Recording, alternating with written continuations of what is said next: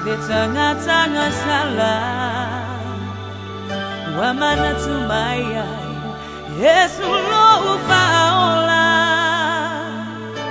Kerisimasi Wa ulava lepa bongai Yesu lo umasai Tewa faafetai Wa ulava lepa bongai Ole kerisimasi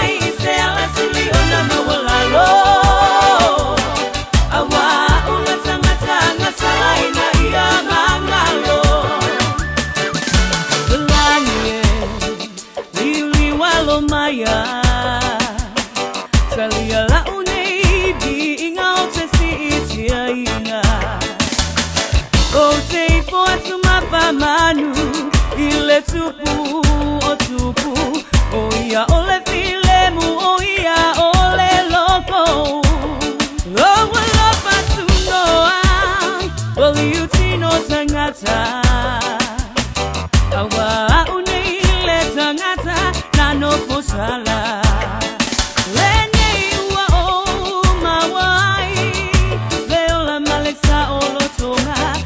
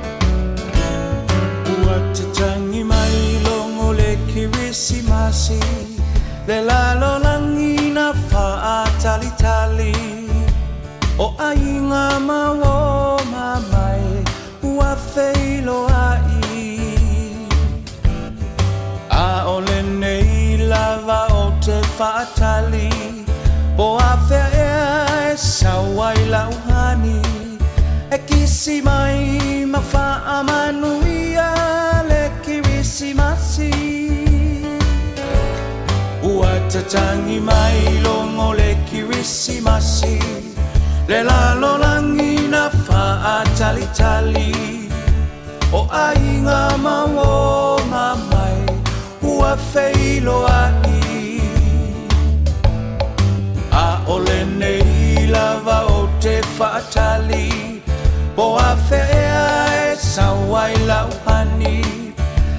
kirisi mai mawha manuia le kirisi masi le atua ua whanau mai I le whale o manu olu I tau te lelena mo o e mau tau taia e ia I le tau sanga fou le whaasino manga uma mo I tatou manu ia le kirisi masiwa le tau sanga fou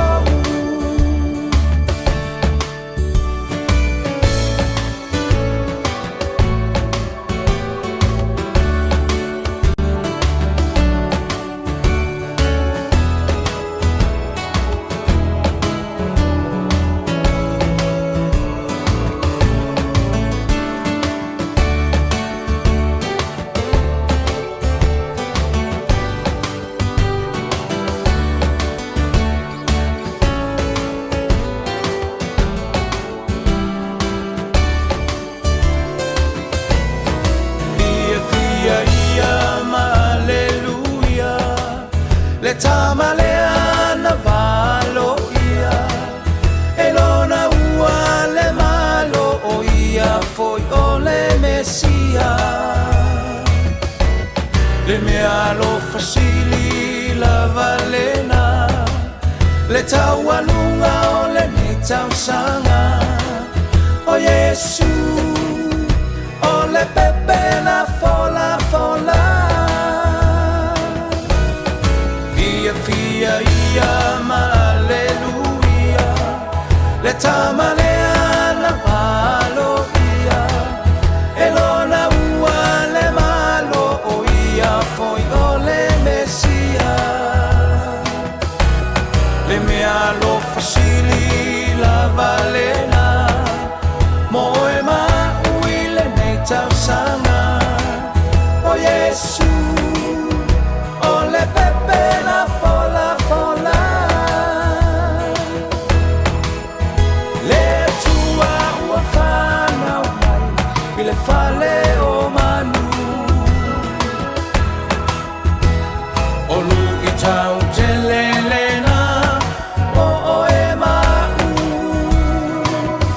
tau taia e ia I le tau sanga fo le whaasino manga uma mo I tatou manuia le kirisi masiva le tau sanga fau manuia le kirisi masiva le tau sanga fau manuia le kirisi masiva le tau sanga fau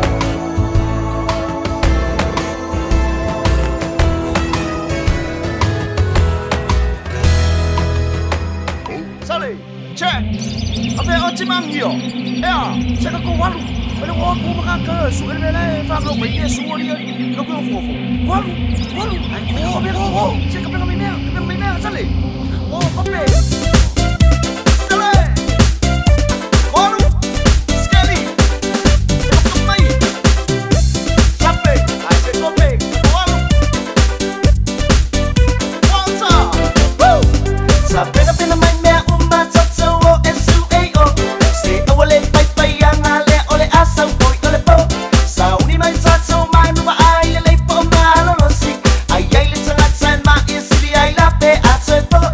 Wala na'y pala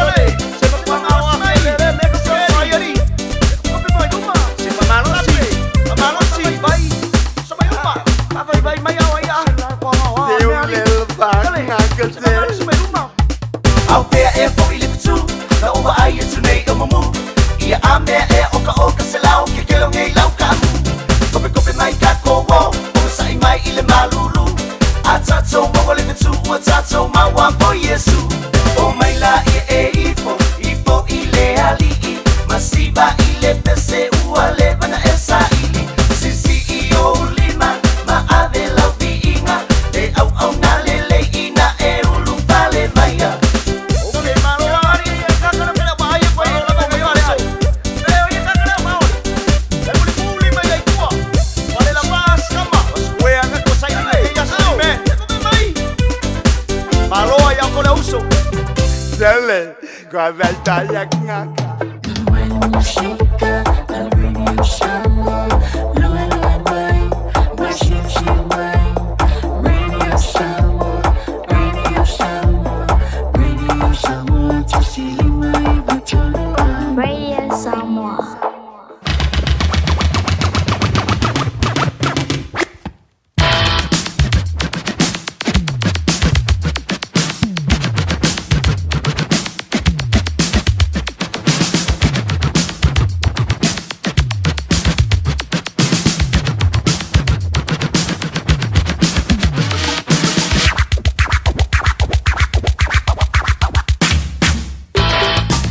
Filanga nga fa chalo fa tuilang mai mo fa funga sa mo le va ngola woli do woe lo se fu fitu mi do talo to on tale o lingula etasi le fo ya so lua le so lu fu mal tolu o le ma sino mulmuli o le tusanga le ba sina au le liu chesema lua afi lo lima o le dansa e fa funga I se o tonga o tantu tala mai sa mo e pe ona funga da tu mta prenda e le fionga yangal balbana au tanga vaya tipi au tanga vaya wala le long pu ile yo to pa ia malo to malu me lo tu pu sa mo e le fo I vai tau e le ngatila o to lunga tu le to tu ala telinga ya te te pe ni le to ma tanga mai le town le la si o le me fo stimuli ma tu le o to ma tai le ding vai ngora o le si o le tu lai fa ile fiafiana nei ja, wa tato wo mai le vai tau o le tau sanga toia o sianga wa uma le tato vai tau masina uma le vai tau vai yaso ja o fia koe kasileaso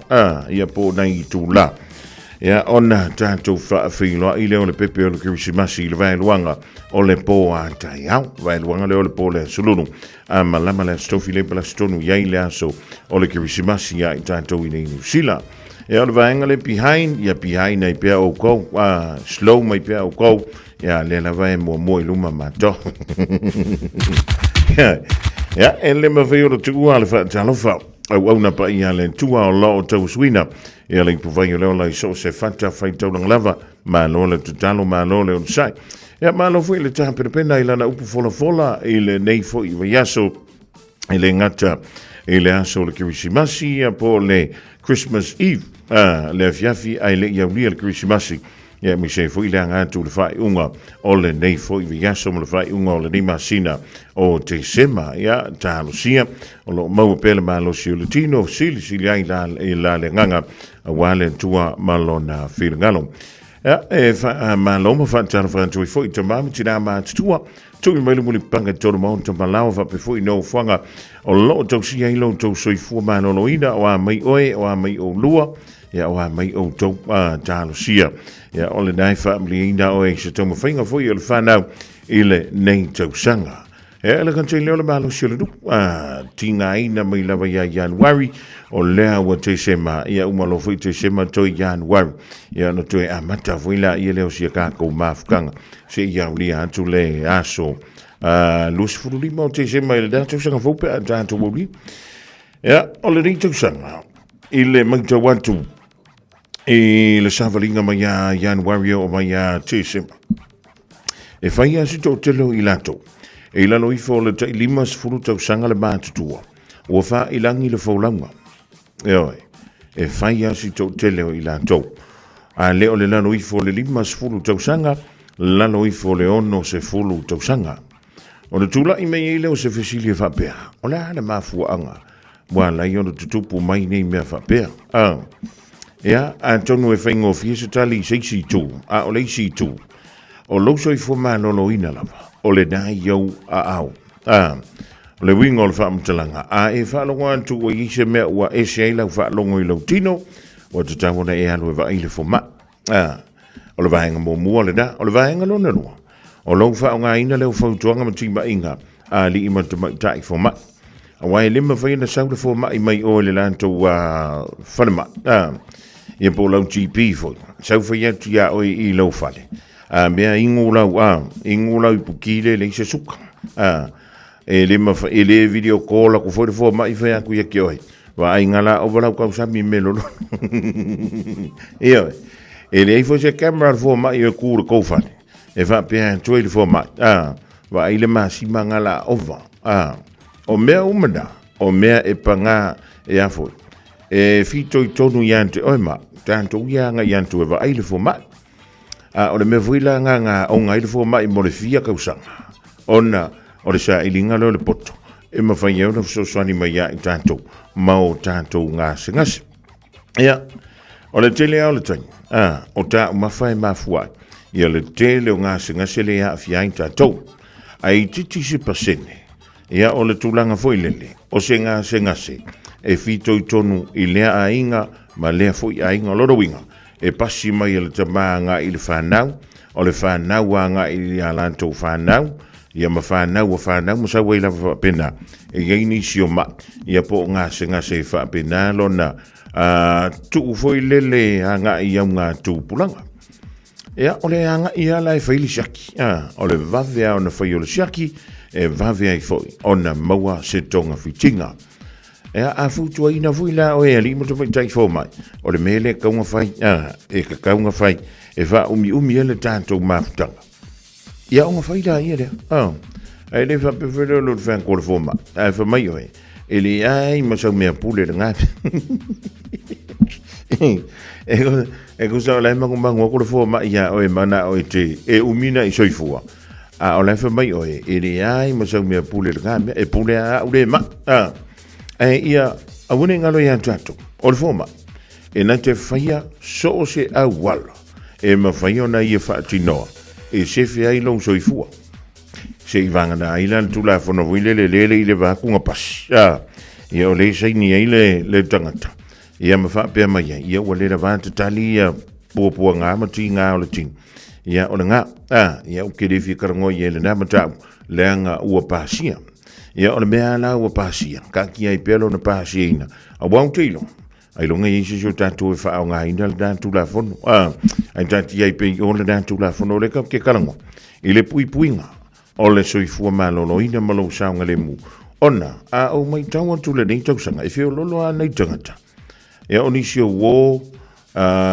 mo leva de mafuta ia mo fa ilangi le fola e le nganta ia ilanto I lalo I fola ta lima sfurta usa ia o ilanto ia ele ia korka yongo sfurka usa ia o le makua vavea ia ai o le finangalo ai o le o na ia na finangalo e me kana lisko inganga ai le I mali famai soli se o le koi elia ka ko ia ka ko kunga ba o le winga o le tana o la o ia ia kausami o la o kaumafa ia o ngā elia o elo o kunga ma e fuala le lokolo kunga ma I le vave o lau kausami a vave ala lau kausami ia a kongo le vave nganga a ko le ongo fuku o ka ko kunga ma ia le le o le ua tanto ia le dia so lua o le meita watu o le familia official va ai tau e te le suinga o le afo o winga o le tau I le anga ia tu le Christmas I le ua tanto vai o le familia official va ai tau I le so feo lolo ia le angi mai o le savili e le nganta fo I le o le palasi mai ai o timunga ai o I lantou ia o le afe malanga I taimi o le vai taune o a Sofia Fia o le a tutele timunga I lunga o ala tele e le nganta I lea o le afa pea foi o le malo losi ia le angi mai o savili ia mai e ono afa ina I ia le sao o la unta vale ia afa ia ma la unta vale ai alu ko nga sao foi lele se la monku e fengo fia la un kael savili le unta vale o le fautuanga la mai le official va tau va ai fa le leile sao o lo sa e o e se le swinga le wa ye tanto ele nei tau sanga foi mai ile tau le ono ile tau ona leila sa va pe le ona fa ITTI le mafai ona e lo atu o lunga le awala tele I lunga o le State Highway 1 I le vale o Linden ma pae kakariki ia ma sa va pe le na totele ia le malu avtava le sa futuina e kia la to moli ia mai o le tapedanga foi lele ina ni te mo tupu ni fa le fa fuse o le nai te lava tapena ya ole tulanga le dai pe ona muli mo wina le tai ona le la awa le family official va ai tau ole so ai au kilani man telling da awa ya ba ono yeina ye wanga e man losi le angi mai o le savili o te ve to le savi ona mo kwa vevela so le wanga po kwa vevela o le po ona po ya o fianga yele tu ma fainga mano longa ole manu fuila o le po anani ya ngali lua se fulu tikeri so ya inga ya winga o le tau sia lava mawengi ya le wutan tu vai sorry ya o le vai taimi o le tau mafana o le sau le sau o le au ya ele alo e ufikia o ele ya o nisina vaenga o le si ya vaenga tau o le wa matana fai polo kale o le o le malia ya o le si ya o le stona yo le manto mai lunga le awal tele ai afo ai manto mai ala fai meeting al kavale le stava tasia wa orga ka sola mai o le polo kale o yo i tau tua nā mā, oi, o lau saunga le mū, ma saunga le mū lau ai, o le dai au au lau sunga le avata, vale, ia, o aso fia, tanga fia, tātou le ava mā, losi fautuanga mā san, se aue ke fia malo, e le va pia a kolus furkau sanga o e avata, vale, na tu maua iale o lau mā, losi leka, ia le sasi mea uma, e le neila le sili o le puipuia, ia nei lo le tautonga fitia. Tau sia ma le wha mauni e uyo lima ina ua le tau lau wha moe moe ngā matua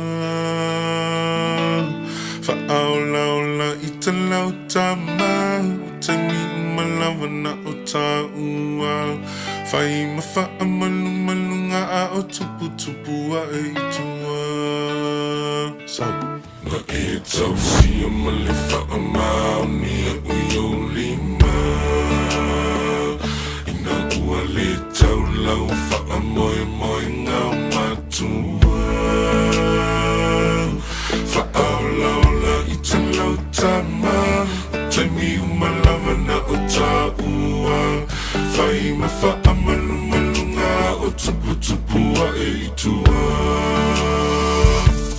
Nena ea, o lo tina oe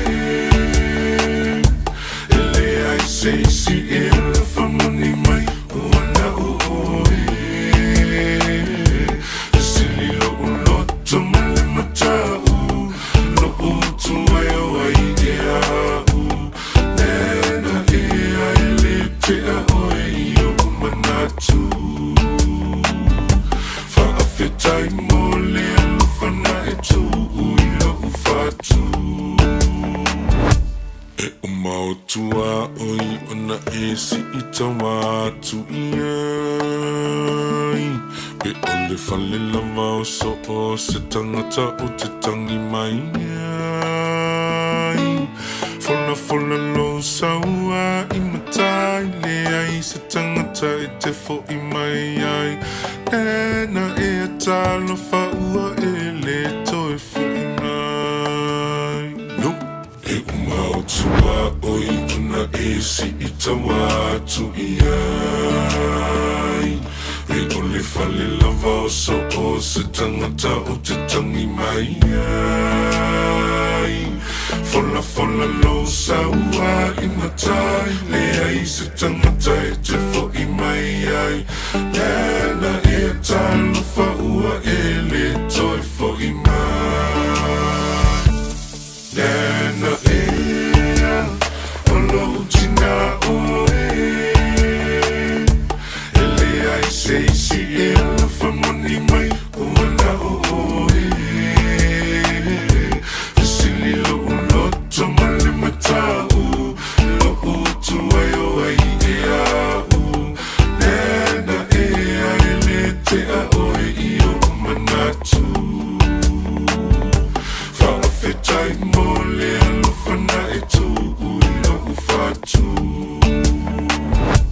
Ele ai sei si ele no une e no foi la utana Ta fefe pe amatu matalo fai suna fa atau tana Pe o me ai sa lavala whaapito lona whainga Tu sa pele fia fia o mamai o le ainga Whai fusu anga i luma o le pā o te manaia Alu Ele ai seisi ele nuune i nofo i la utama Ta whiwhi pe amatua talo Whai sona whaatau tala Pe o mea i sa lavala Pe i whaapito lona whainga Tu sa pele fia fia o mamai o le ainga Whai fusu anga i luma o le pā o te manaia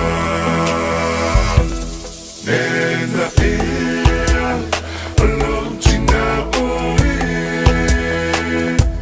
Ele ai seisi e alo whamani mai Uana oe Fasili lo uloto male matau Lo utu ai o ai e au Nena ea ele te a oe i o manatu Whaafetai mo le alofana e tu ui lo ufatu Aua, whika nena A ka foi kei mire fasi Ua fasi mo ila vaa ue nena Kuri ka milo ma palalasi Mau mai unga o awenga Whaapea ua o mangalo Ai au wako o a ule amu Le ai uke le kau whaarili aku se nena Whaapea ngai ka alo Ia kua ia mama Ala e sau ara kui whaalava A o ku i pe i siro Ai pe i sau ai kua mane paua Oi le aina i le aunga Ia wha moe moe fo ia ai laua Tintiririn sulu Unga koe tintiririn Eli sao sawa It's summer, a time for gathering and reconnection with the ones we love. Right now, measles is travelling across the motu too. It spreads easily and can cause serious illness.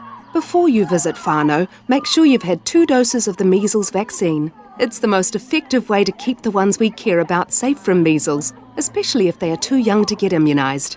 It's free for most people, so contact your healthcare provider or visit bookmyvaccine.nz before you settle into summer. O le Casa Beds and Appliances, o le tali o manaonga, I o loa e whaatotonga i lo mauta, ini tau le lei, toi ananga tā, e mawai moenga ngā o si tutono New Zealand, whaapea se tino fōa o le potumalo lo, laulau aimano fōa, TV, la au pese, usa aisa, masini tā lava lava, telefoni fe aveai, maisi. A whiu ane loa I le whawhituwha Great North Road o tau, po le tolo whituiwa Great North Road I Henderson. Le Casa Beds and Appliances, telefoni ovalu se lau, lua lua lua, 5 ovalu se lau, lua lua lua, 5 O e silafia e iwa te si ma le tolu 4 miliona tālā le se leni a le UTOS ua toi whaasafua atu I ona sui whai unite I le lua o lua wha. Whai sau teo ngā tupe e teo whaafainga luenga ai lau se leni ina ia vave whaatau nuu se wha moe moe tā ua a lau ainga whaape e ka le sia.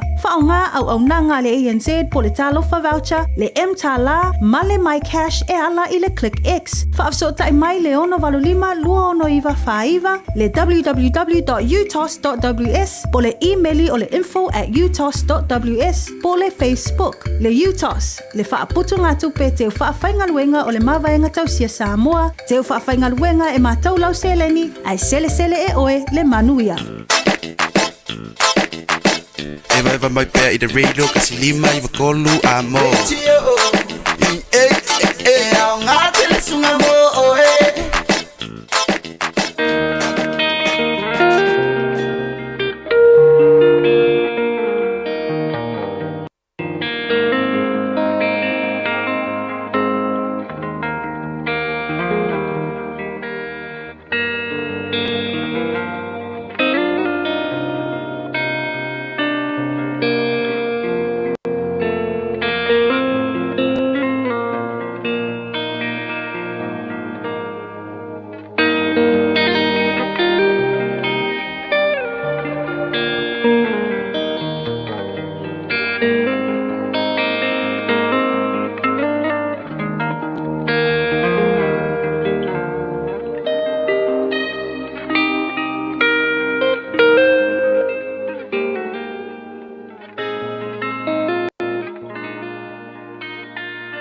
Lui tau mō le aso. Mākoi mai sasae. The three wise men from the east. Mātaio lona mata upu e lua, a o lona fuai upu mua mua. Ua whānau Yesu i pētele ema iutaia. I ona pō o he rota le tupu. Whāuta, ua o mai ai mākoi mai sasae i Jerusalema. Mākoi mai sasae. The three wise men from the east.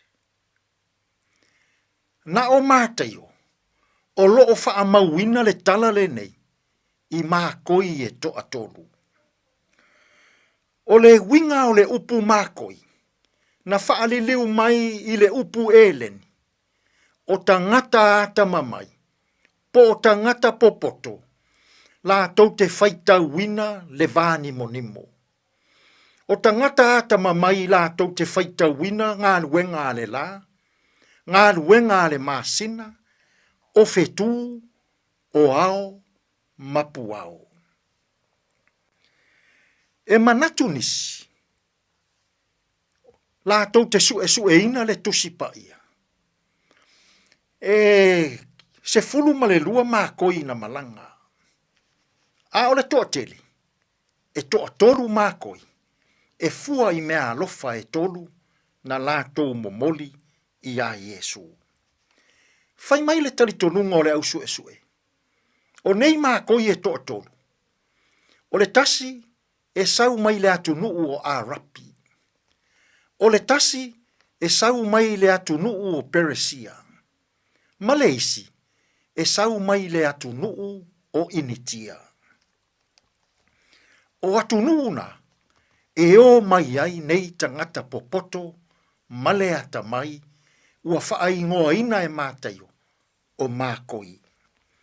Na lātou mo moli mea alofa tā ua, mo Yesu. O le mea alofa mō mua, o le auro. O le auro. O le whaai longa lea. O Yesu ua whanau mai. O le tupu o tupu. E ifo uma i ai turi vai. O tupu uma o le lalolangi. O le pulumuro, o le sua u le lei, e uai tino o tangata oti. O le whaailonga, o Yesu le pepe o le kerisimasi, e maliu, mo le whaamangaloina o angasala. O le pulu lipano, o se sua u manongi, e whaao ngā ina mo tāpua inga. O le whaailonga, o le pepe o le kerisimasi, o le osi tāulanga sili, o le auro, o le tupu o tupu, pulu muro, e maliu Yesu mo le whaao laina o le lalolangi, ma le pulu lipano, o Yesu, o le osi tāulanga sili. O mea lofa ia na momodi, e whai matāpua inga, a tangata popoto maata mamai, mai sasae. Samoai, o le whao ngā ina e mātai o mākoi i lana tala. O se whe au momori, o le kerisimasi, o le whao la tanga a le atua, e mō le lalolangi atoa, e le nā o Israelu. O le whao la tanga a le atua, e ao fia ai nuu ese. Ua whaita wina i tātou, ua whaita wina Samoa, i le whaao la tanga le atua, o le whaailonga, o le tāpua i ngā mākoi e toa tolu nao, na taita ina e le malama o le atua. Samoa, whai mai mātaio, na o mai tangata ata ma mai sasae, e whai masui o nuu ese. O Yesu, o le tupu o tupu. O Yesu, e maliu mō le lalo. O Yesu, le pepe o le kirisi, o le osi tāulanga siri, mō le lalolangi. Manuia le kirisi masi, tātou te tālu. Le atua pa iai. Whawhetai le whaau ngā ina e māteio o mākoi e toa. O se whaai longa tāua, o le whaaola tanga le atua, e mō le lalo langi umma. Tātou ia malaua fio ya mātou whiau mga aruenga o le nei aso, e manu ia ai mea umma. Lou lav suafa Yesu lo mātou alii, ma lo mātou whaola, ua mātou tatalo atua i nei. Amen.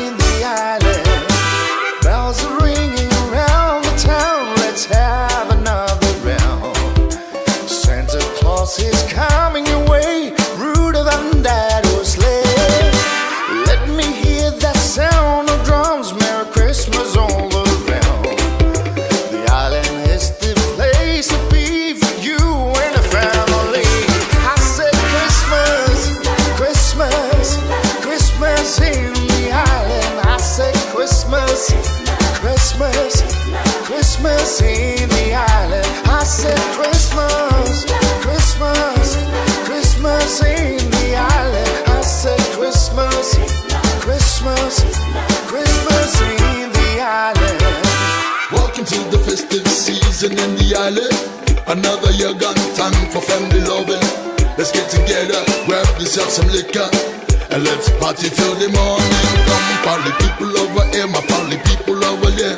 They wanna see you put them digits in the air. My party people, let's get together and celebrate another Christmas cheer. Christmas, Christmas, Christmas in the island. I said Christmas, Christmas, Christmas in the island. I said Christmas, Christmas, Christmas in the island. I said Christmas, Christmas, Christmas in the island. I said Christmas, Christmas, Christmas in the island. I said Christmas, Christmas, Christmas in the island. I said Christmas, Christmas, Christmas in the island. I said Christmas, Christmas, Christmas in the island.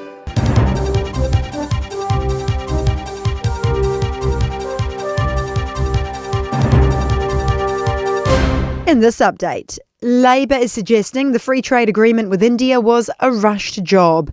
The deal was a key election promise for the National Party and reached after 9 months of negotiations. It'll see India lower or remove its tariffs on 95% of exports. Labour's revealing next year if it will support the deal, which would salvage the agreement after Winston Peters announced his party would vote against it, robbing the coalition of its majority.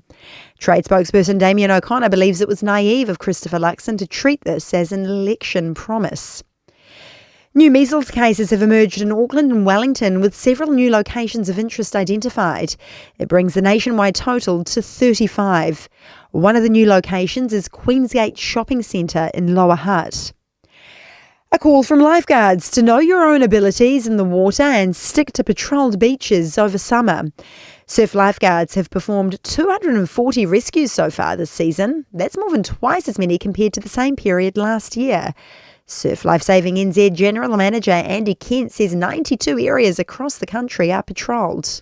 We've got 4,500 incredible, amazing human beings, great Kiwis, volunteering their time to keep people safe, but we can't be everywhere.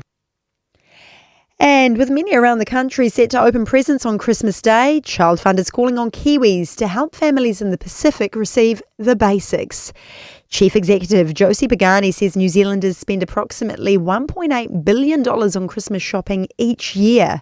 Meanwhile, only 16% of school-aged children in the Solomon Islands have access to clean water. Pagani is asking those who can afford it to please donate. That's news. To sport, and New Zealand cricket coach Rob Walter has acknowledged the country's depth of playing stocks after securing a 2-0 Test Series win over the West Indies.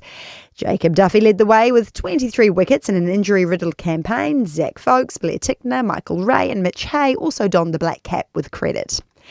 Nelson Asofa Solomoana's return to the boxing ring will come against a fellow former rugby league player and a former Warrior. The Kiwis and former Storm enforcer will square off against 39-year-old Jeremy Lattimore in Brisbane on January the 16th. And Fulham have beaten Nottingham Forest 1-0 in this morning's Premier League football clash at Craven Cottage. That's sport.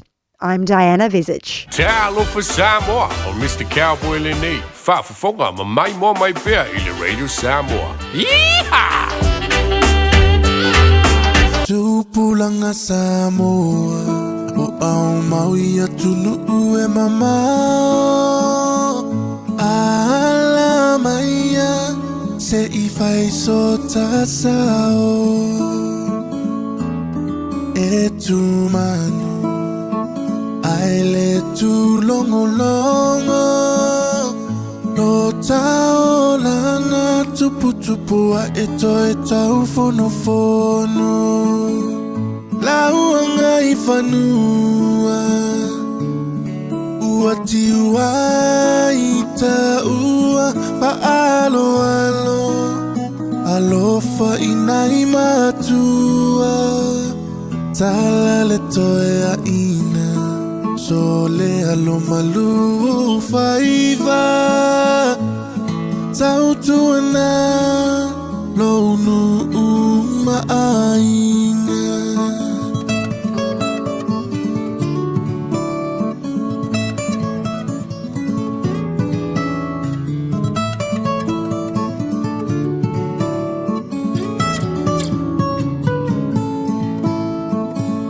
Lo ie faitanga ula fala masi au ata Lo sei puletasi ole au roma iso ama Ola wailoa ole samo lava Tautuana le atua lo tata iala Lauanga I whanua Ua tiua I ta ua Whaalo Alofa I nai matua Tala le toe a ina Sole alo malu o whaiva Tautuana Lonu umaainga Siota atunu Eleilo I le whaafanua A o lau finau Uailoa I ta ua Ua malie Ua malie malo O lau pulelea Ua malie whaasao Iyo lauanga I whanua Ua tiua I ta ua Whaalo Alofa I nai matua Tala le toe a ina So le alo malu o faiva Tau tuana lo unu maainga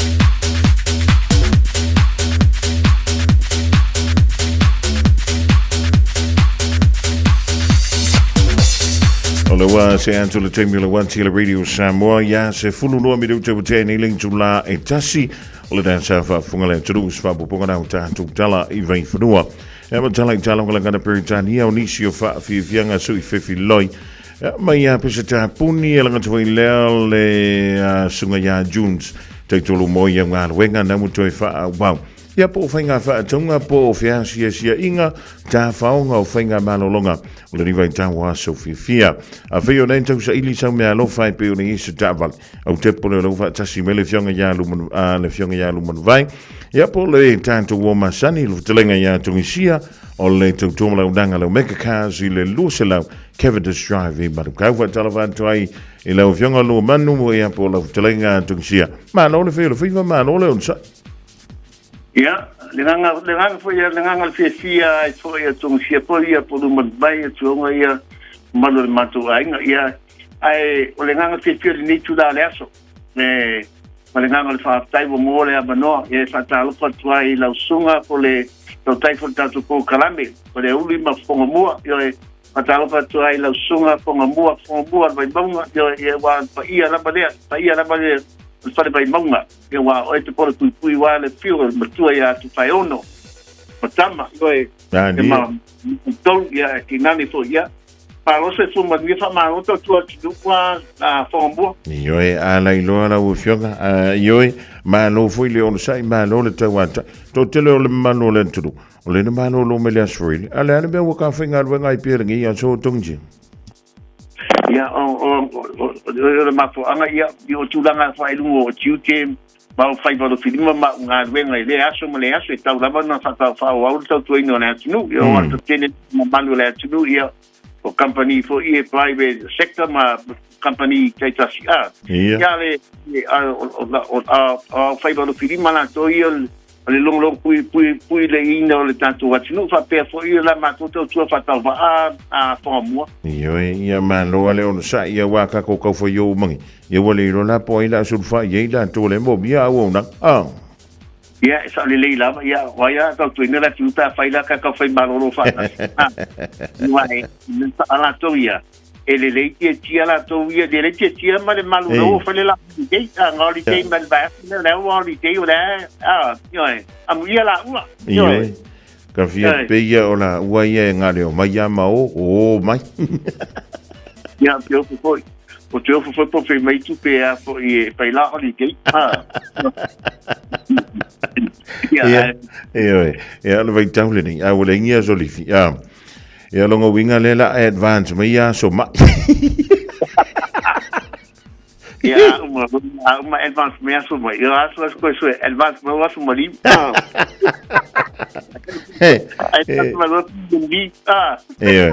ale mele le yele pala a ka ule so mali e a faso a ka ko o ile ale vai so a ko lua vai so ole fingol mali ali dongsi ia e sa le la sa nga fongo mua ia te atulanga o le palangi e apaso o le palangi ta ma pesen mali ai al samo ia lo mo vinga ba ia so a to ai o pensa mo ia me palangi la ria to palangi la so ile nyo la ko wa ile nya na to wa ngu la to ye pe tato mani to pe tato e mama fatele tato fa sambo tulanga fa pinga so pa pe ia me che fai mele e o te mimita ai fonga mua o te mimita ai a Samoa ona o langa na nuu e maman e isile maman te manu ai fali te manu to I fako da ngu o tatu Samoa nani te mita ai tau abele no Samoa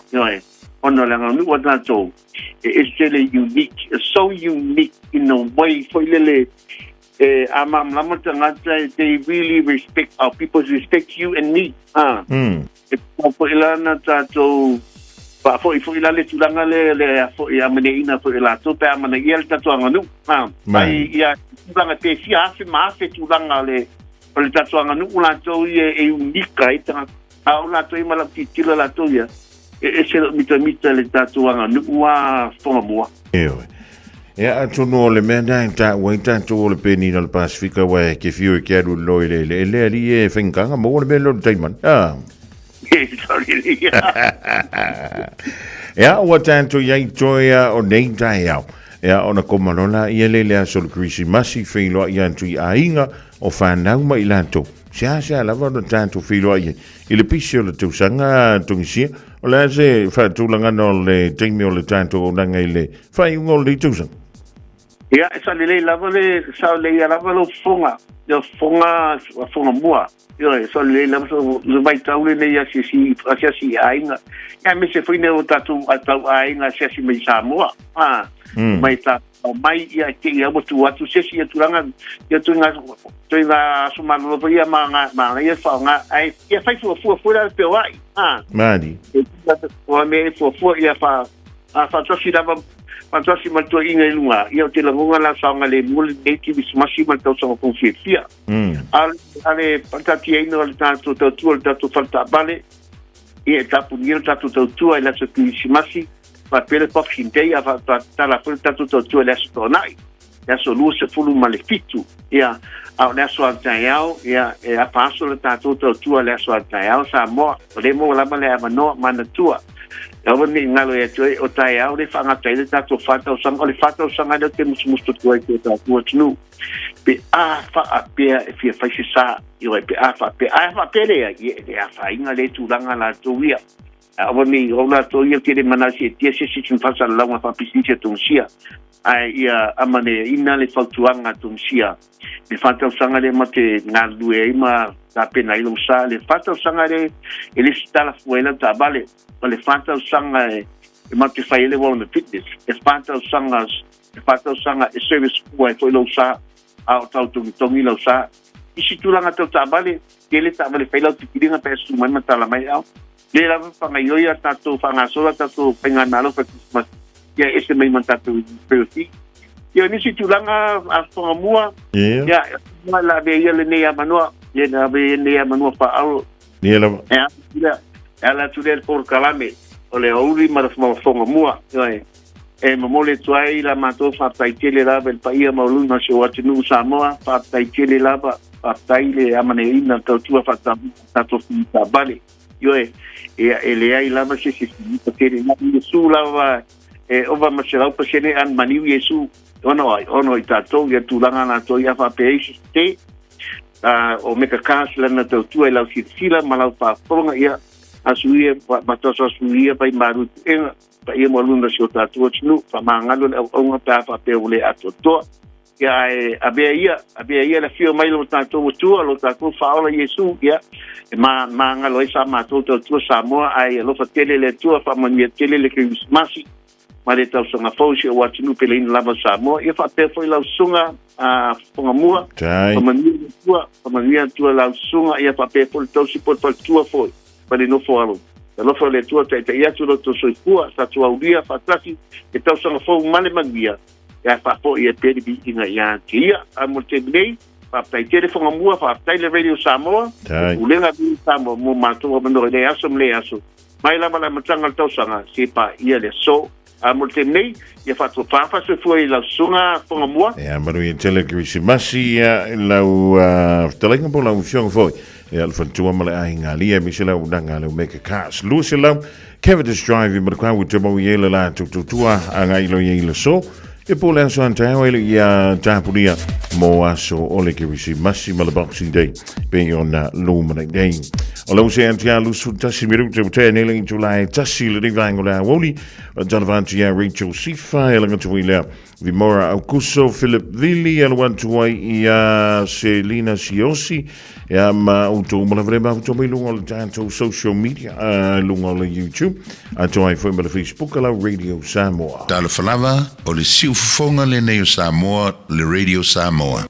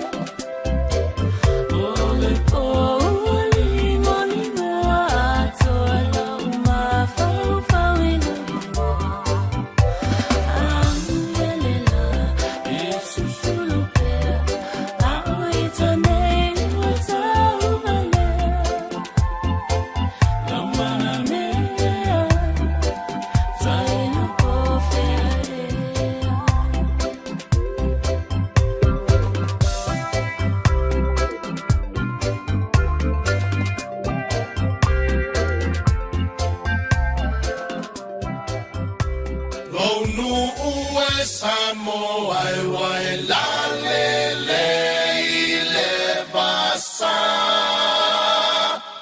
la le oe inu o le vasa.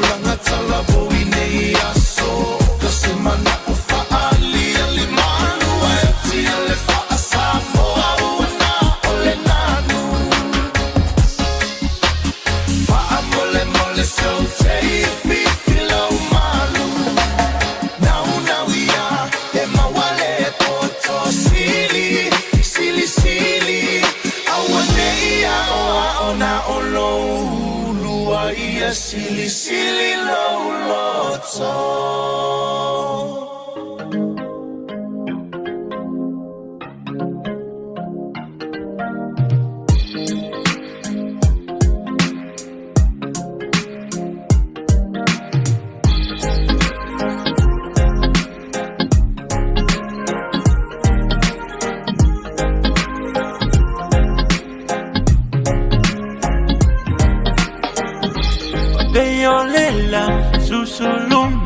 Leaving in sin. Where are we going again? The beach. Obviously. Which beach? One that's close and not full of poo. Ooh, I just found our matching hats. Nope. Okay, Safe Swim's got a green pin for Takapuna. Yup. Tide's good, lifeguards are on duty, and there's no wind. Let's go. Water quality, tides, lifeguards, weather. All pretty good reasons to check Safe Swim. Visit safeswim.org.nz or download the app today. Thanks to Auckland Council. It's summer, a time for gathering and reconnection with the ones we love. Right now, measles is travelling across the motu too. It spreads easily and can cause serious illness. Before you visit whānau, make sure you've had 2 doses of the measles vaccine. It's the most effective way to keep the ones we care about safe from measles, especially if they are too young to get immunised. It's free for most people, so contact your healthcare provider or visit bookmyvaccine.nz before you settle into summer.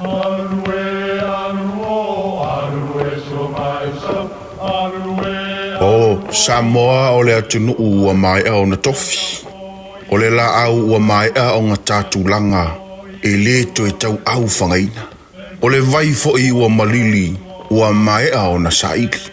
A o lau polo kalame o le vau filifili. Ua na o se toi wha manatu. Ua na o se toi whangu whangu ia ua nganu Samoa. Mau upu ta oto, mau upu tu. E ala lea e ala ngā upu ma muanga ngana, ma le vau ngana. A wane i emisia le tātou polo kalame. Iafi afi o aso lua ta itasi le itu la e valu i lunga o le Radio Samoa. Ia manu ia tele, lau mai moanga, ma lau whaasaunga Samoa. 24 hours a day, 7 days a week, Radio Samoa streaming live on www.radiosamoa.co.nz. Bread of life sent down from glory.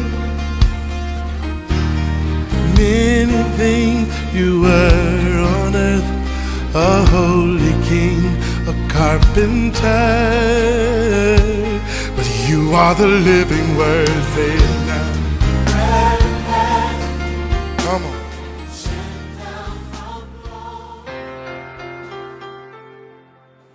O te whawhiroa I tātou atunuu, tātou lata fōi I le whamanatuina o le aso tāua o le soifua mai o le tātou ali I whaola o Iesu. O le kalatia wha, le whai upe whapea a ua o atu I le wha atoanga o tausanga. O na awina mai lea e le atua lo nalo, ua whanau I le whawhine, na whanau ua nofo I le tūla whono. Le vaengalo na lua nei o le tātou mta upu le Krismasi e whapea o le ale Krismasi. Ia lona lua o le Krismasi o le whaailonga lea o le whaamaoni o le atua iana folanga. O le soifua mai o Iesu I le lalolangi le nei le taua tangata soifua I le aso Krismasi. O le whaailonga lea o le whaamaoni o le atua. I folanga na I fola I le tuspai a wafoila o le whanau mai o Iesu e leo se mea na whaafuasei o na tupu I le lalulangi ai o lo tele vaenga o le tuspai a mai lava I le amatanga na fola I le tua le ngai ngoi ngā siri le nei lo na tāua o le whanau mai o lo na alo I le lalulangi pare o le unua I folanga pe a tango su e le tuspai I le whanau mai o Iesu o lo maua I le ua I tusi al tuspai al tusi kenese lo mta upe tolu fai upe sifuru lima I le taimi lava na faya ina I le ua I tangata le anga whaako I lalo e whaoso songa satani a tamuma eva ia o le taimi anga ko I lalo ai to I lalo popo pe ua le aise wha moe wha sala I le tua ai anga fola I fo I le tua I le lavaso ia le lumanai le mea o le ana I fai mai I le kenese le sifuru lima e toru fai upe sifuru lima na fola I le tua le mea o le akupu le ngata mkufu le ngaka le ngaulu I le tiapolo na fai I le tua fai mai o le a whanau mai le tama o le tama le whawhine I le lumanai o le mea o le a whai le tama le whawhine I le ngata po satani le fai mai o le a ia tu I momoina le ulu le ngata o le a ia whasia le ngata a o le mea le ngata e whai ngake uina ina le muli vai o lo tautala I meo puapuanga ma me fo sa wanga fai ele ti apolo ia Yesu le ala na fatau nu le folfolanga e ala ile fa na ma fe malta la tuspaia o ina fa ato to ina tausanga ona awina mai le tua lonalo lenga valo ia mai ke neses fulu a tolu fe besfuli mai ua fa nau mai o ia le fafine na fa nau ua nofo ile tula fono lona winga o lo tautala ile tulanga tangata o Yesu ua fa nau mai le fafine ai ua fa nau mai foi ua nofo ilalo le tula fono lona winga na savali Yesu iala e pinga savali ai tatou o le tula fono le tuele ai se mea na se ai oia e ui oia o le tangata pe o tatou ai na usitai oia atoto le tula fono le tua le tusia e peru o lo ta uai fai mai na fao soina Yesu I mea umai fa pei o I tatou foi ai le ai se anga sala na ia te ia o le ata lea o le manu malo ia o Yesu muli ana ua fa sa tauro Yesu I lunga sa tauro ua maliu o ia a o le mea matautia ua toe tu o ia I le asatolu o le ata ato lea o le whātaunu uina, o le folfolanga le tua na fola le tu sekenes.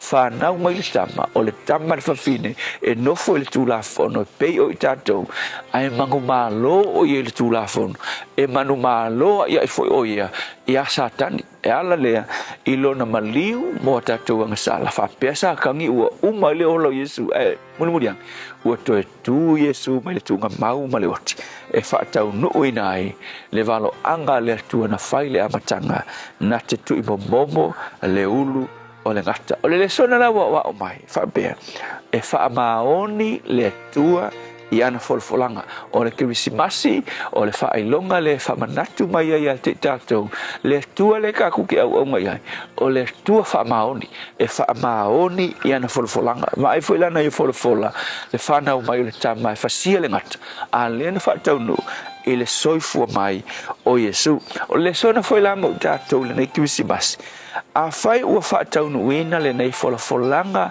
le tua na I folfola le tuspaia e whapena foi o na whamanatu mai ai a te tātou o le tua e whamaoni I ana folfolanga e tele isi ana folfolanga o lo tutoe nei o le folfolanga o le ola e whavavau o le manui e whavavau o le folfolanga a e oti o I le langi e whaatali mai Yesu I te oe o le folfolanga o le langi fou ma le lalo langi fou o le a whaia e le tua e mauai o ia mai tātou o nei folfolanga uma tātou tele I o iai ma tofo ina nei folfolanga ai ma whai ona e loto tele e whaatau nu e le tua ina ue vai ua whaatau nu e le tua lea folfolanga na I whaia mua mua e whanau mai le tama na te tui momo le ulu le ngata na whaatau nuu I le aso kirisimasi ina ua whanau mai le alo o le tua o Yesu le tua ua whai lava le aso kirisimasi ma aso mātou te tō mānatu I le whaamaoni o lau fio I au folfolanga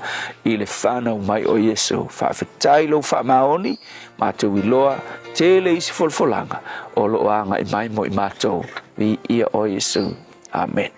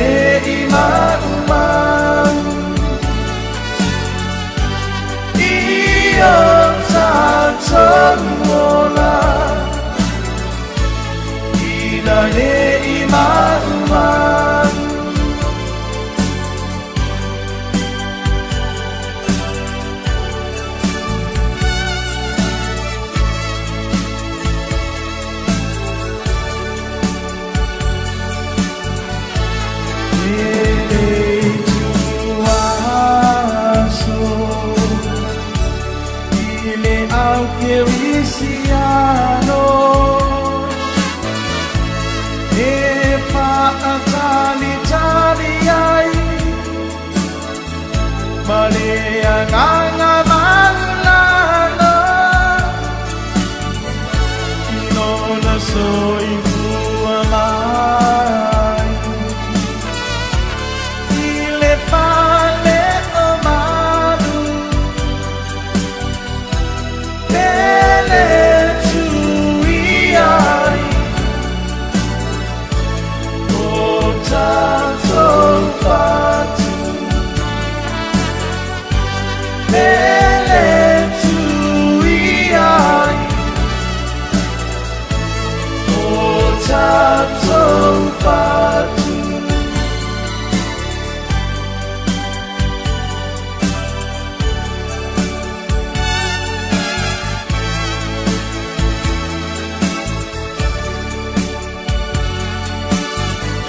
Pangale pakatalba Olele awala Uaui mayai Lo tanto bulumanga Ole fa'ata intaina Io tanto volava Io tanto bawai Ole faula tana Io tanto bawai Ole faula tana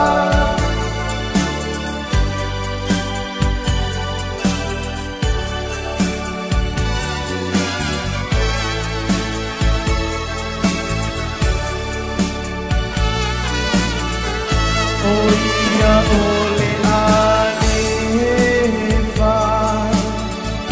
Oia ole omeka Aeta lo fae Ua ete ena Miala lea olona Asiana nani Eli Eli Lama sapatani Eli Eli Lama sapatani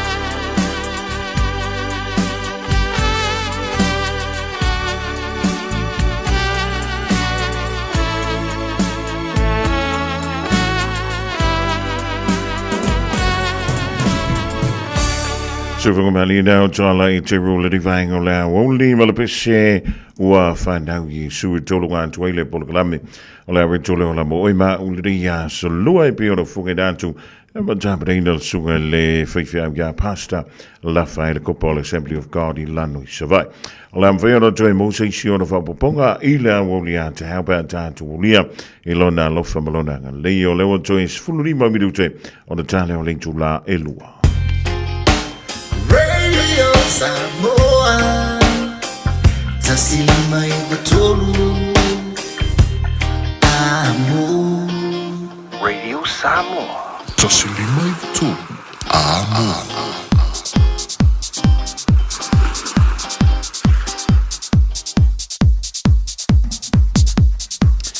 E whaatana whatoia te Steve Amarainga le mautu widai Canberra e ausi tālia ia tālu siolo so longa le link tāpiranga ia molekiri si masi o le ni tau sanga o tono waini si o tātou whaalinga ma whaasit silanga mai nuk mawhianga ia langa tui leo I lātou ia o le iei o lātou wha moe moe wha tonu ina le I wha iunga o le rei fo I wha yaso e tumu antu le tātou wha alinga tāua lea I wha pēa e te malanga I Samoa yaso fia fia awa e te aluma avele misela pui pui e pele ya oe ma le taupi toro mai wha mai ma tautia e ala I le wha mauti noa o le whaia o tui pui pui a e te le malanga ma aluma avela o pepa tui a se siane I le info.health.nz/book a vaccine pe talanoa I se fale tala vai la tane e se le tā ua le mele o le tala noa a te mana mai mea lo tutupu me tauna e aluma oe me tauna tu ia e leo le halu ma le atoa e alua kupoloka I le malai va lele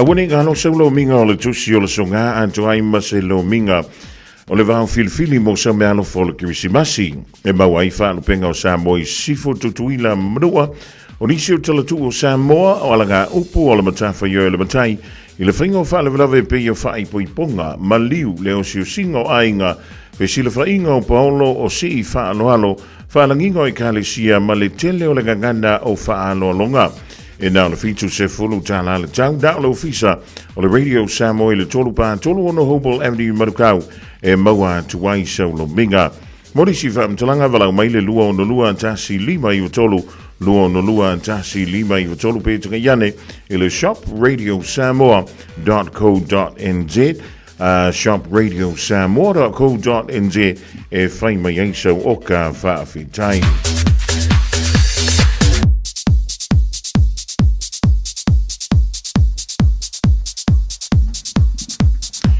Ma le tātou whaalinga muli whaasisilanga o le lotu ale ainga sa mataia suli o wile wha mai le nuu o vaitele.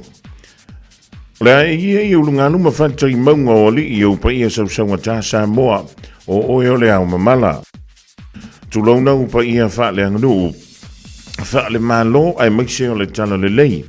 E amata mai lava I le tai sama o le tui manua se ia la sia le whanga o neo nā whanua na tauilo ai malo tulau lava tulauna le fio tama ma ainga foi ma tama awa ainga o nofo ainga o tupu ainga o papa ainga na tawhaiwha le usonga yantu mua mapule I tu au ma la tawa ainga I le tahi malawa au whonuti fa pe foi sua ma le vai whanua o fofo mai tulangi sa ole ma le lau niu na sai lua ma malo I le tu au ma le ala tawa le au va au toto o le fale ula a fifio fa tui matama le manu tele e le fa ngaro ina foi le tampo inga le au whainga lueng se sina le tua o tama fa sa ule langi so se fanta whaitau langa o lo o lantou no aini manu mo Samoa maona tangata ai wala langa so mantou leo vai ma fa apito au ngafa sa mantou tala I suli uma o le swafa mantaia I suli o wila e wha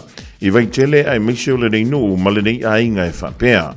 Mua a tō manatu I le tuana I tua aama mantua wala lango mai tia sa o I lantou nā saina le ngasua o le tai au I le telo fi tāmalu I tau ai meise o lo lantou soifua sa ili malo a wale ainga ma le nuu. E langona I le loto whaaftai ma le nganga whaanga e tia I lo lantou sao tāua o a tātou o oa I nei whaleseu ma sa ai maa o malie lua. O lea ua e aise tau whae le fionga I le sao ia matai a Margaret sa polu lamos telo sio whapiangal ma le mana matupuola tainane tangaloa masilinga ai maise oe na ala I le pule. O toi matulanga malau tau whapula ma le whaafale upolunga. O le a whaiala tātou lotu whaatai le tua ona olona lofa silsili I le ahinga e a fua mai I e mātua e o inai whanau. Tolu, mātou te wala awantu malanganga whaano al tele I so se toto whaasalawina o le nei ahinga ma le nei nu e meise o ana taulanga soifua o loo whaalele le malu I so se whanta whai taulanga I nei a fia mai matala au mai tātou si tia whatasilivi inga I le tua ona olona lofa malona wha maoni. O le a whaataunuina le wha moe le a so lus fulu malafitu te sema i le se fulu i le tai ao i vaitele tai lava. Tālo sia i le alofo le tua ina ia whaataunuina a tātou fuafuanga uma. E te walunga la tātou lotu whaamtai la tātou tausala sa i le tupe a wasef so swani ngā ruenga whaatino ai maisi o le tapinaina o le mauta o lo tātou ainga ma lo tātou no. Upu ala tusi i loa lava le Israel moni po fea lava e alala ai e su e lona wha malama ma va ai lona nuu malona ahinga wha i lolo loto nuu malo loto ainga e ala i lau lango ma lau wha mahu popo manu i e tele le sauni antu le Krisimasi a wale fio mai o le pepe fou whaia i lava ma le wha aloalo wha utai sa inia e matai a Margaret sa polu la mustelesio ma le komiti wha foio a li ma whai pole o le fio anga o waitele a meise i e suli o le ainga sa matai a o wila e wha waitele e peo le wha funga atu iai. Ia, o nisi nao tātou whaalinga ma whaasautilanga leu tonu mai le nevahenga leso i le tautua ma leu nangane i le Radio Samoa i naua toi fitu ma lea whaminuta o na tāle o leitu lai lua tāle lua tala i vei whanua le ngana Samoa. Tasilima i watolu amo Radio Samoa.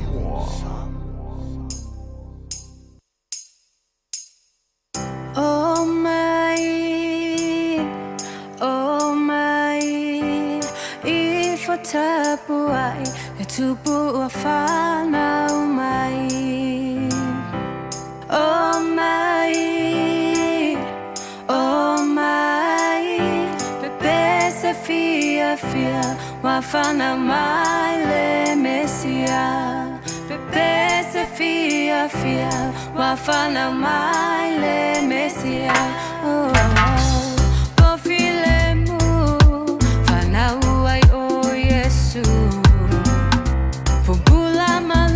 fetu whaailonga ia ole tupu Lolo mamoe whahali ai angelu Awale fefe he matau Awawa whanau ia ole tupu Oh mai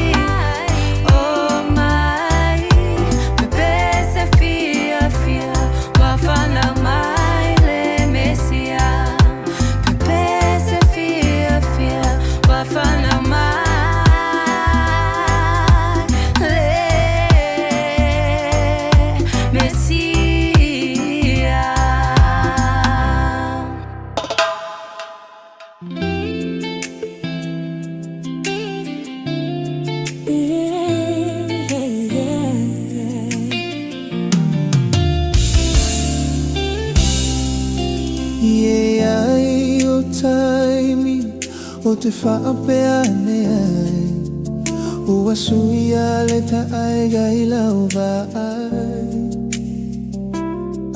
talu ona tau mai fia fia lo aiga ua tau le amana ia mai ta o pea o se pologa I le fatu aiga taia I le fa logo le faia vai e ui so alofa ua wau fili fili o le ato e foi le tama savai ato luta ua salatai so se se ia fama galoma tama savai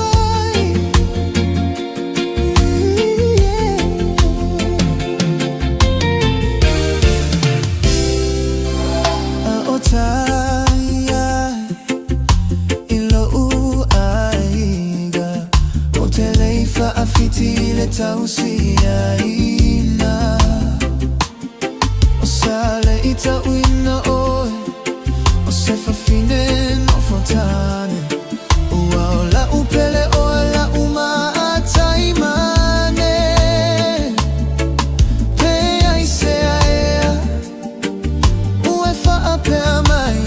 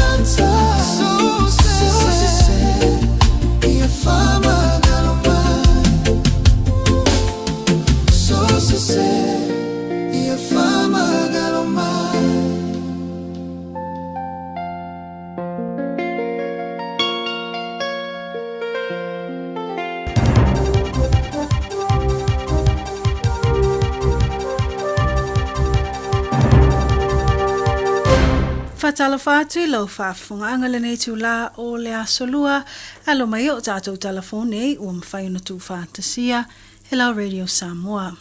O tau fia nei leo leo se li I tosu tau sanga le matua I tua ingo le tau wha amatau e ala I le whaonga ai o se anga ese malona u ai o se tangata malo le malo au tau mawhai atu leo leo pu e whaapangota I whai tu o Dunedin. Whamawine reporti ma le leiti o whaava malo o New Zealand na maua atu leo leo le nei ali I tosu tau sanga I se tu atu si whai tu o King Edward Street po le tu lai se fulu le tai au le asfarelio le vai aso taluai Ina wo o atu ni wala au le ofisa o lo ia tau mawhai ave wha amalo si penga oi o ni tā wale. I reporti na tā uai ina ua wha ailoa te malo le malo o le ata awhia wha pāngo tā o ia. O lea na wha alala e ailoa e lea li o se naifi tu lou a o le pa ui lalo ma tau mawhai atu loa malo le malo e sai sai ma tā awhia o ia. I le taumawhai ato se tasi o leo ta ofi I lalo lea alii o le taimi tonu lava lea na maua loa le u e lea alii o sia malo le malo.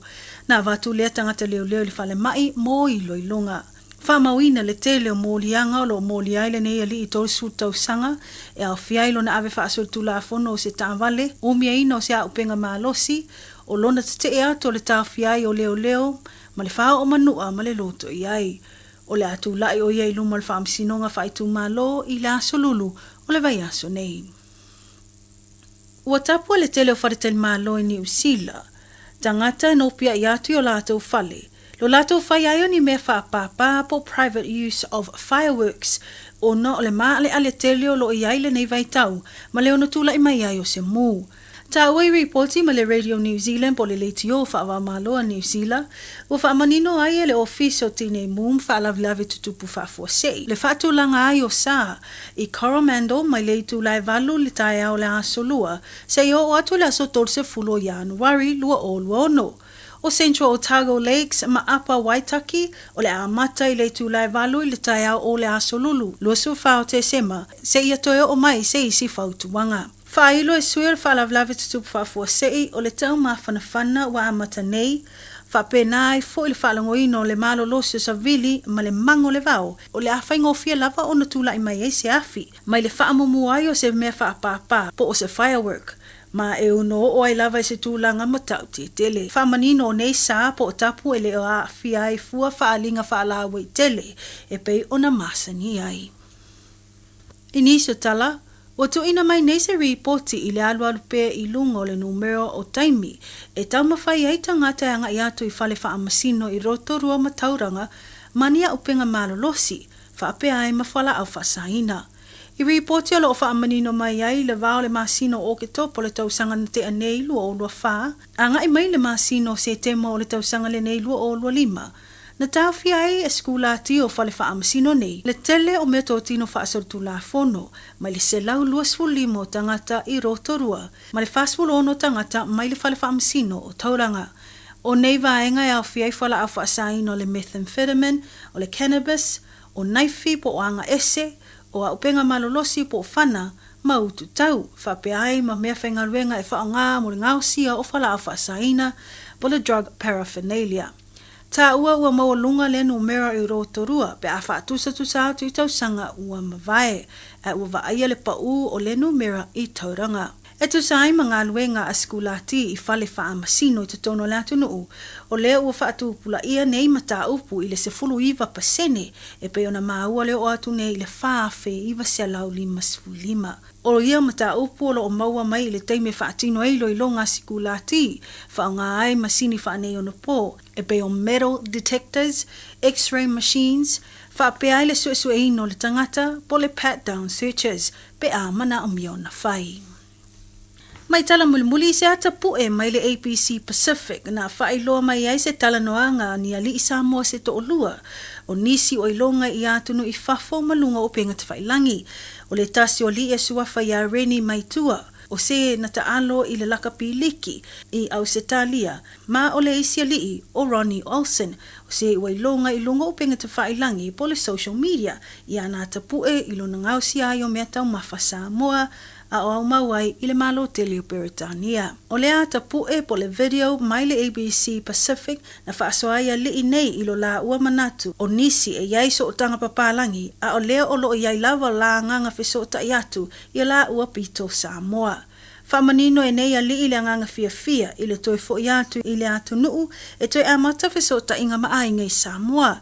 O se whaalongona winga ese mo I la ua, le toi mawai o lea vaenga taua, o lo la ua o la sa ili I o la tangata ma o la whaasino manga. O le tasio I tuna whaalia e Ronnie Olsen, na tutu mawai lo na sootanga ia Samoa, o mea ai tau mafa, e peo na ia whaamanino le tele o mea ai na te ngausia, ma whaalia atu I lunga o penga te whailangi, o lea na tatala ai lea vanoe whaasoa atu wai ana tau mawhainga, ma isi. Ai mai serif so tai atu I nisi o uso a tangata Samoa, ma le Pasifika, o lo au mau I Peritania.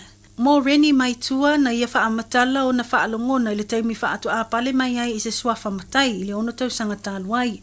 Na ia te ele langona o le mawhaia o na tau ave ino le nei pito la au.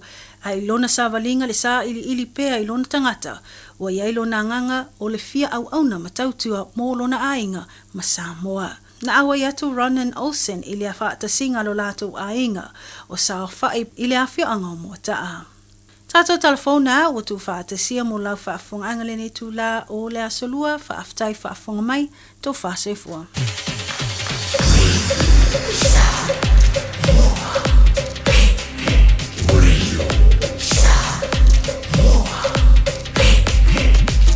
Tasilima i watu, amo.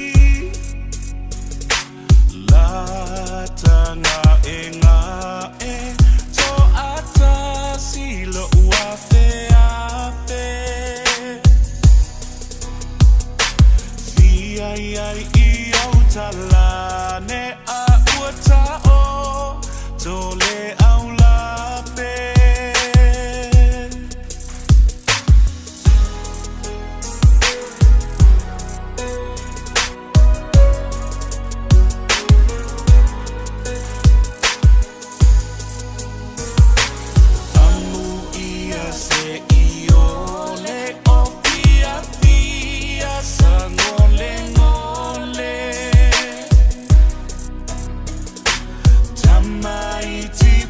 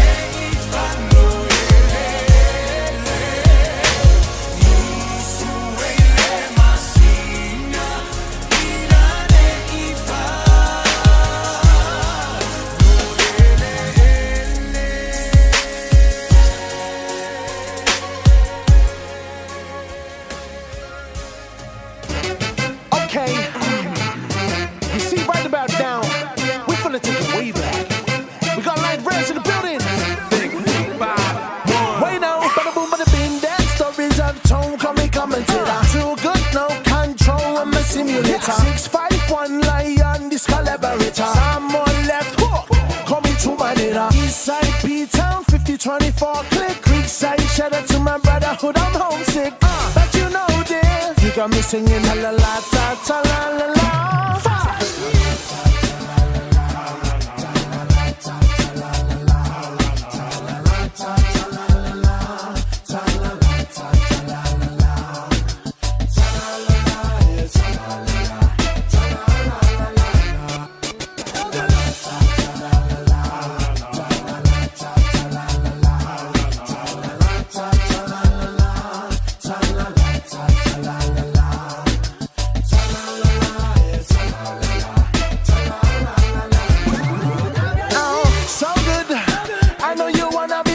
You so good. I know you fancy a man that is so magnetizing. So fancy with that hook. He got me in the feelings in the morning. Be with you controlling. Glamorous eye catching me, girl, I'm falling. But it's stalling. Still got me singing ta la la ta ta la la la.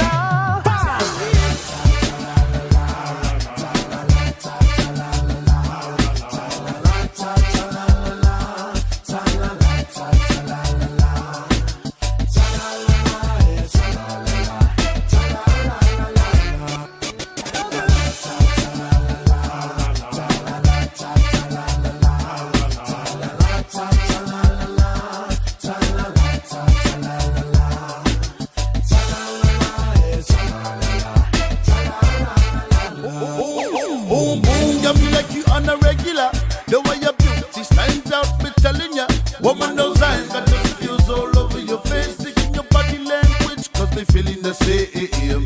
I'm too tight to closer. Pick up your voice for me, put out the fires, getting hotter up in here. We can't cooperate, come on, you can't disappear. No, nobody's in the chance, get it right, cause you are mine. One and only one in the area. Where no lion, watch it.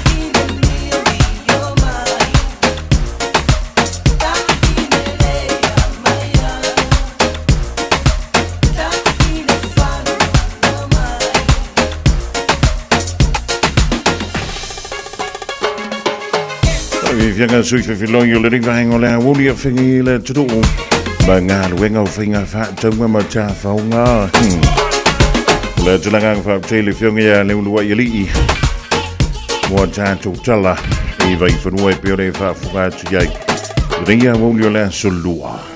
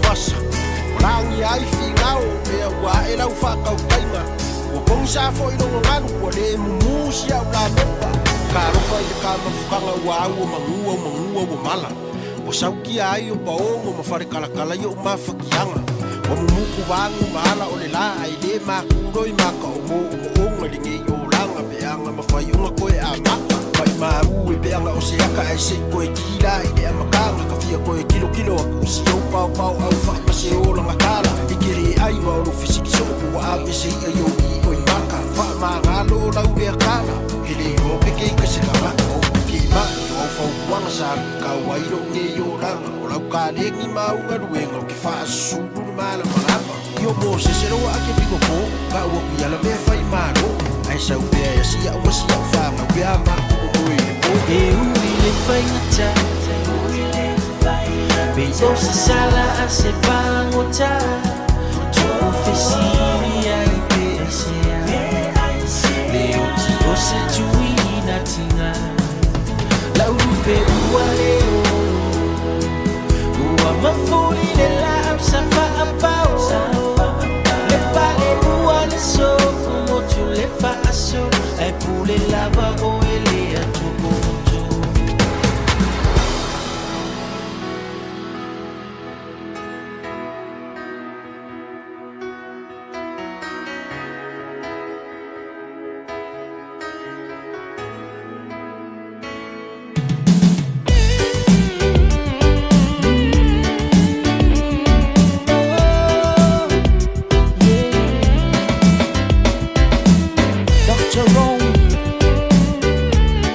Brothers.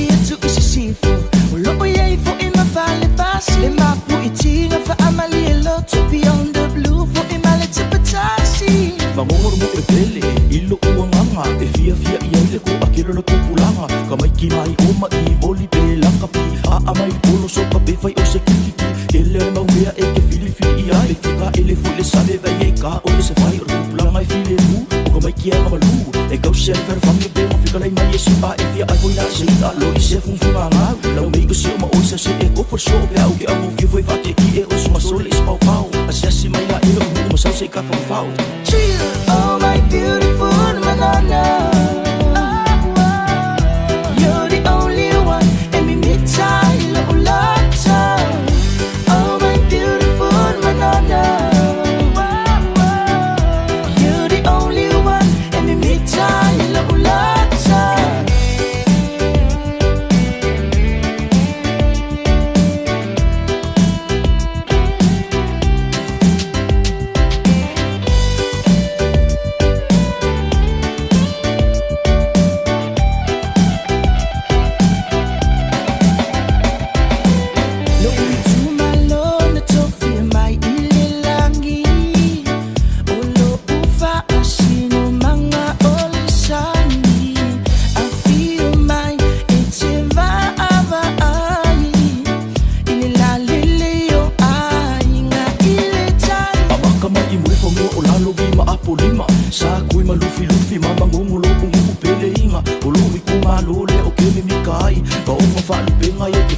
se ai fio mai ke ko fa oli su sa u fio leu soli ma lo ka pa au su le po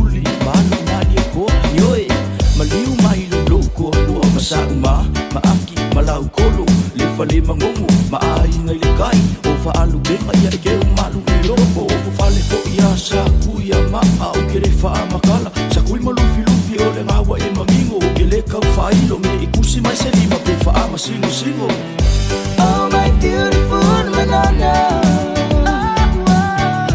you're the only one and me me chai la ulata oh my beautiful banana you're the only one and me me chai la ulata oh my beautiful banana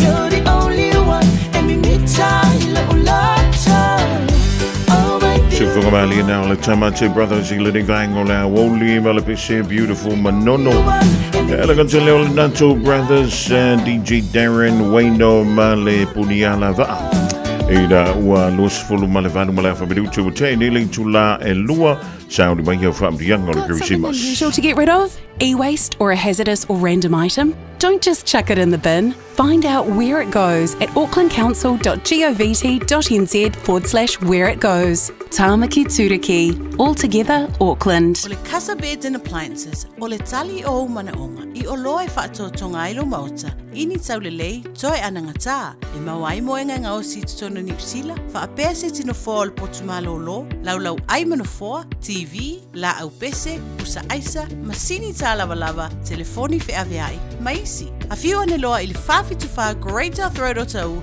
po le tolo fituiva Great North Road I Henderson. Le Casa Beds and Appliances, telefoni ovalu se lau, lua, 555, ovalu se lau, lua, 555. Beta Drive Doctors, I le tau longa whaatau I maangele, whaapea manrua. O le vaenga o so ngase pe amana o mia. E whaatino e fo I matuipui o le whana witi, o tuipui le COVID sfuluiva, mo I lātou e sfuluan tausanga malunga atu. Whaapea matuipui o le flu. Wala au telefoni, 255-25 mo so wanoe whaatino ai nei au nanga. O fisa whamai I maangele I taftafane o le McDonald. A Manrewa I taftafane o le Whaletusi po le Public Library. Beta Drive Doctors, Clinics. Radio Samoa. Taslima Ivatolu Amo.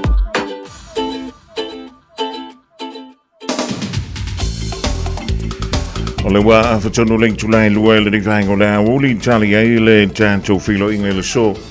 Ma le fionga ia le mai ava mai na vai le sui o le tanto wala leo I Samoa le temidei. Le utala antu le tanto leina mo au whaamrianga o le Kirisimasi. Tolu fitu tasi lima iwa tolu fitu tasi lima iwa tolu. I le vang o la wuli vai rene te wei tuai misi lo wā wadoa. Ia wā la vai a inga wome masani o lo o mafuta mai. So se tu le manu le nei kelope I le tautua wha le Radio Samoa. Tolu fitu tasi lima iwa tolu dai talantu mo au whaamrianga o le Kirisimasi. We'll jam in tonight. Hey, everybody, come on and one. If we wanted to know, we're jamming tonight. The party's just started. Come on and move, baby. It's burning up in you. Things on the couch later. How you feeling tonight? Everyone's feeling alright. Tonight we dance and tonight we shout. Hey, everybody, calling one. We'll jam in tonight. Ja, le wai ele tātou walaulunga leina tālofa? Malo soi mua. Malo le langi e mama. O amai o il tidamara inga? Ia, ro manuia whaftai le alofa le ali. Le lei maua le avdo? Ia, whaftai. Ia, e mole atu alofa anga mpa manuianga mole kisimasi mai tau sangpou. Ele pa ia mare malu le tio. E lau wafonga mua. Tai. Tunga ya tawai, ya mauto umalaba, ya manuia laba kisimasi matau sangfo. Ya batu fa manuianga mosio nupele sapo e frealili. Ya fa manuia tu kisimasi matau sangfo ya te uto umalaba. Ya ai meses ai o sio tinai matatufu. Ai o sio tamai fasto tai. Ya lo fa anga mole sunga le whawhiangainga ia sitia matine mare kalesia PIPC Avondale whapea foi ranui I le ia apamasanga militasi mare kalesia Pa pe foi sia e kalesia pele i PIPC Clean Eden mata pale lava ia manuia lava ki simasi ma le tausanga fou mo le atu le lo faanga ma maniranga ia mo le tina ia fufi ma le whanau ia pa pe foi sua ilua ma naia ma le whanau o vasili ma ake ma le whanau ia pa pe foi ma lai niu ma le ainga ia manuia le whenga i o rua ma le ngā ruenga manuia ki simasi ma le tausanga fou ia o sia whanau i Australia ia mai se uso ma le tuangane ma le whanau i Hawaii ia manuia tunu ia manuia lava le ki simasi ma le tausanga fou ia o ai lava o ainga o le maua o tau swafa o te whaamanuia atu le ki simasi ma le tausanga fou ia te o tau umalava tato maua ki simasi fia mas tausanga fo manuia le alofa ma le anga leo le ali ia o alofa anga pa manuianga na batu ia soro au ma le whanau nei Henderson ia whaftai lava fonga mua mo le amanua manuia to taimi pa te kua so i fo ia manuia Christmasi ma le tausanga fo talofa Nalo para fonga se wangu para fonga boa para para backup. O mai o lua maltina ia tang mali. Manguia le para kua vaga le fonga boa. Ya le mau ala bro. Pa kai fonga boa bro bongo. Bombo le ko fa ara fa bu yang gara fonga bomba fa kua banga poaro bara ingadi. Dai. Pa peka baba kua kinga bakua shikako kungu.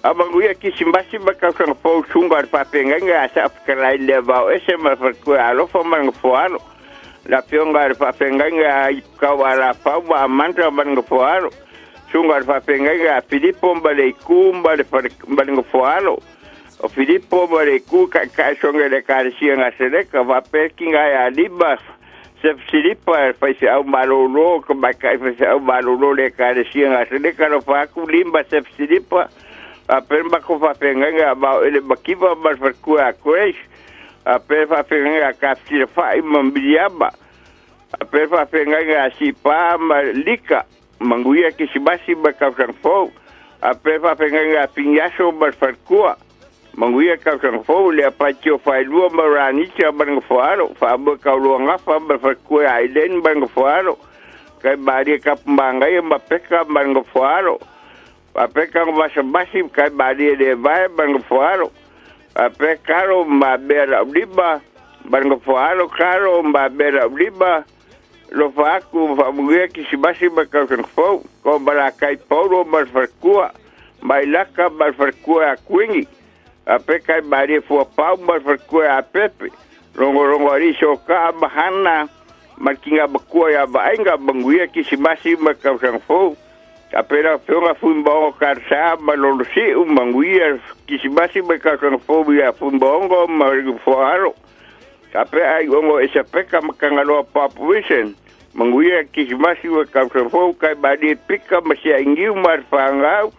Apera kai badi sabuelu mbambalai marfangau.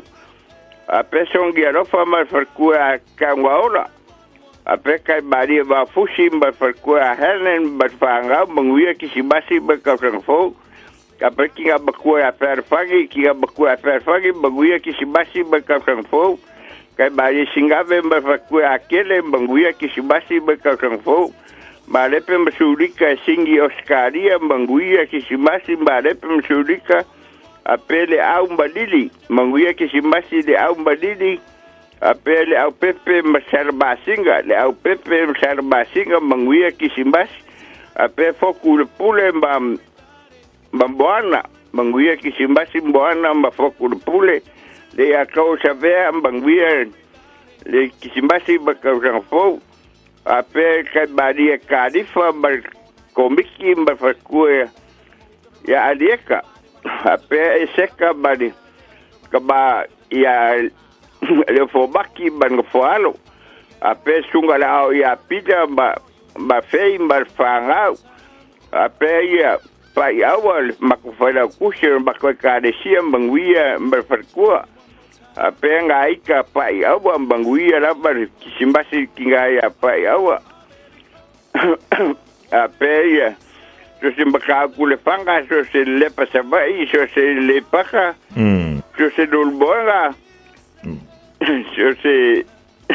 Saboa o whalongolongo bai banguia ki simasi si kako ku pele Saboa baro Saboa le pare bia barkapngeka ya ro fanga ga baku ya ka bari pe bika bai ka tepa kai la ba fonga ko abongo Manui tele ki simasi mal tau sunga fo ya o lo male tina le ainga mi se le no fo al talofa fonga mua malo le soifua ia malo lava tau tua tunu la ua fionga e fa manu ya tu Christmasi la ua fionga ma le tua le pule o le tio ma le au fai ngā ruenga uma le tio ia manguia se Christmasi ia te utou ma se tau sanga fōkia kia ia o fa manianga ia tas i le fai ma le fatua ma le whanau ia fa pea fōi ia alofa i kala i estete o lo ngalua i fōi mor ngalwenga le atua ia kopo malosa o lo ngalue ma le ngalwenga le atua i Hastings ia o Luisa malana whanau i Hastings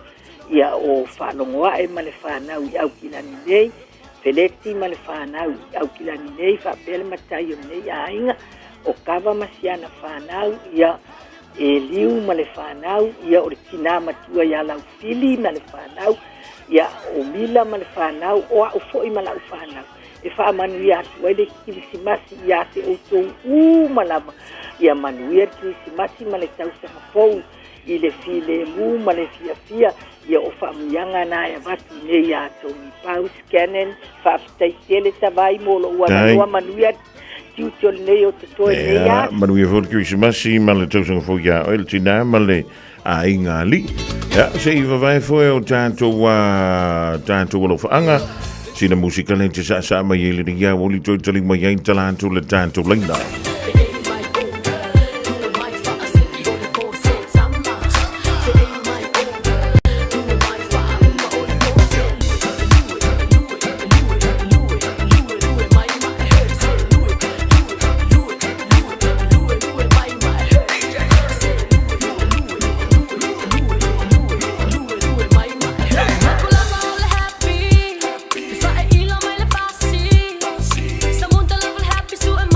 Tell me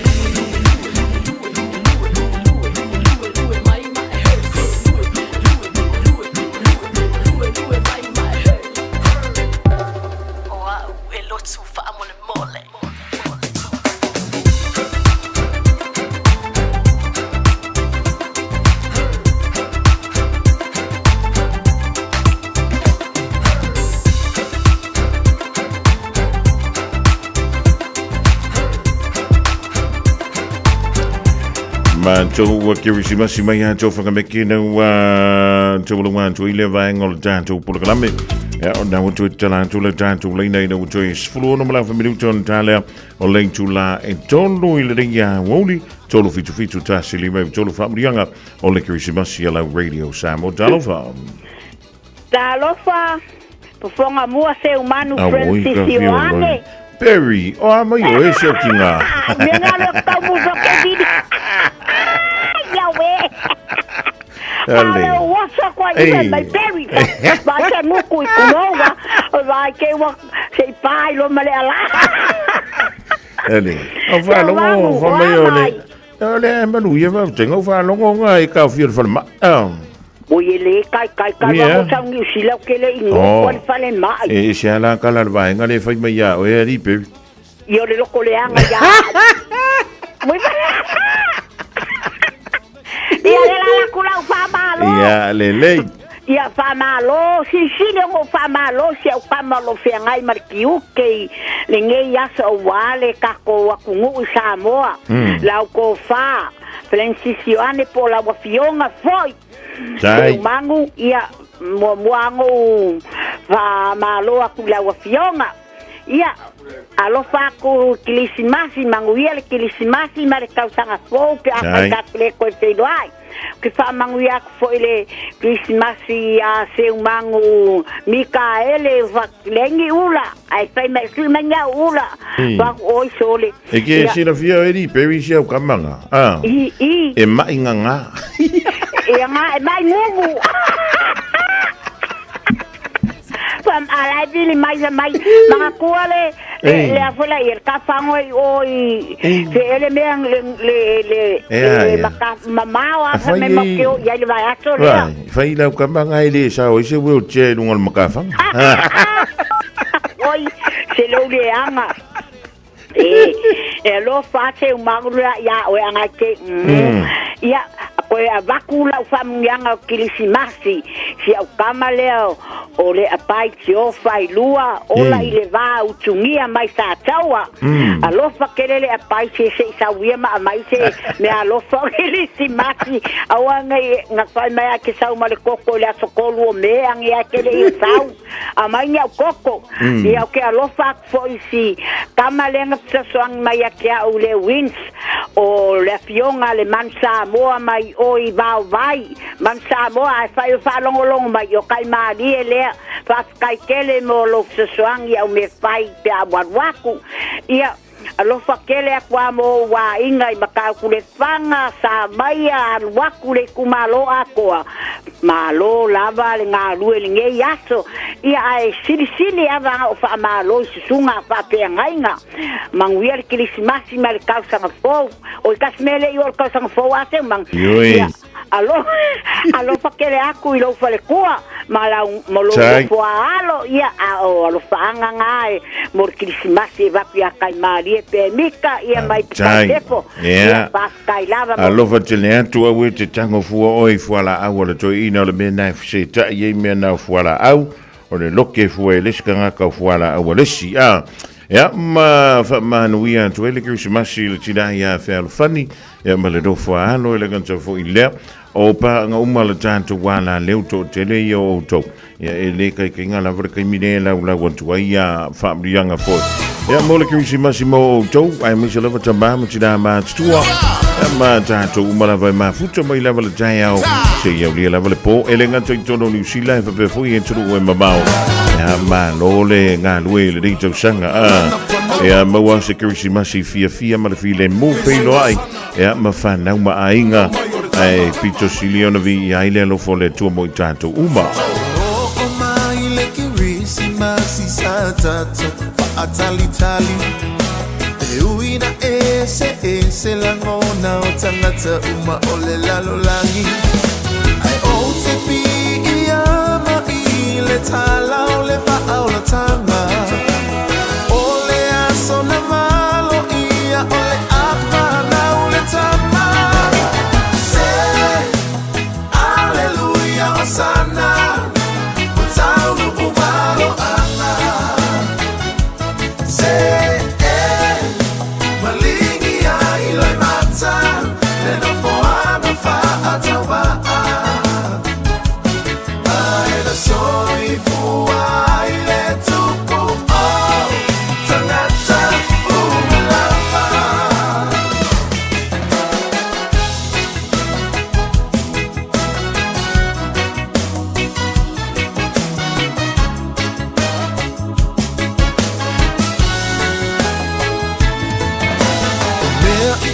la fela nuai wa o mai le kirisimasi ke fiu e aka ke fiu e siva ke pumai maleko ya ina a ole au kerisiano fa ama maluta pua ina mafutanga ua mafana fana ua e oto ya iseita se aleluya wasana mutaulu umalo ama se malingi ya iloi mata nena fuana fa atawa aina sorry fuwa ile tupu oh tanata umalama Janita turn down wish you a Merry Christmas to all the best to all the friends around wish you a Merry Christmas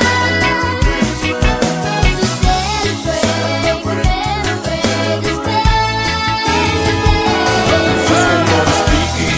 beautiful time of the year, Island Christmas, lots of good cheer. All of the children opening their presents, Mama and Papa sharing a kiss. A bottle of a lima will never be amiss. Everyone dancing and singing, all of my people from up here to Oakland, North and the South, they're singing aloud. I wanna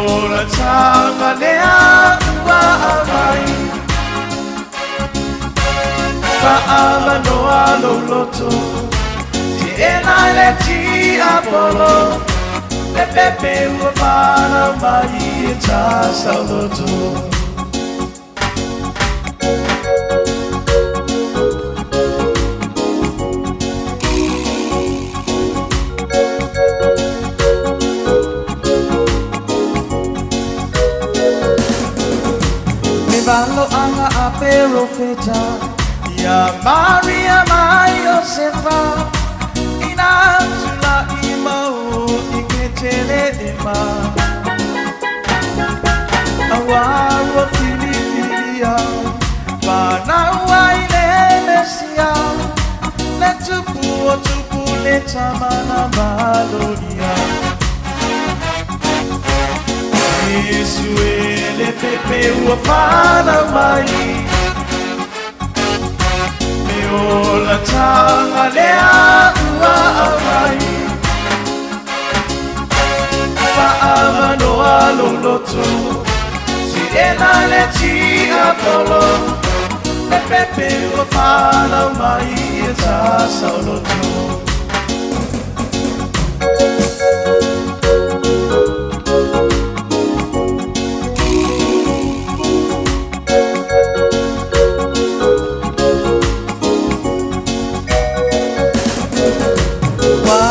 Malanga ileala Tau nuu ile no moana Tala fae ua te ina ina ua e tangata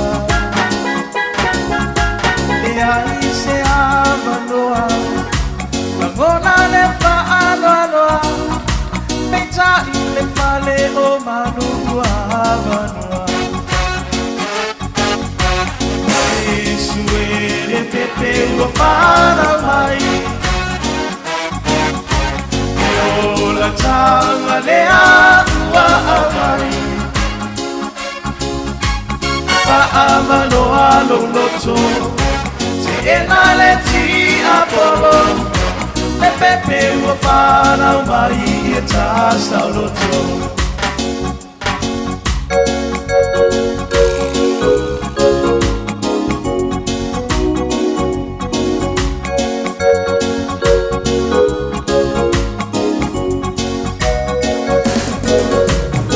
Seia male fia Osana ma aleluia Sauli e saume alofa e ave moia Lola na te talia Ya ofa matu moia Mai Samoa e sapoia le abanuia Yesu ele pepe ua whana mai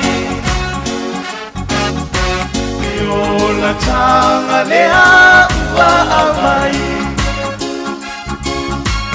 Whaamano alo loto Si ena le ti apolo E pepe ua whana mai E tasa o loto Yesu ele pepe ua whana mai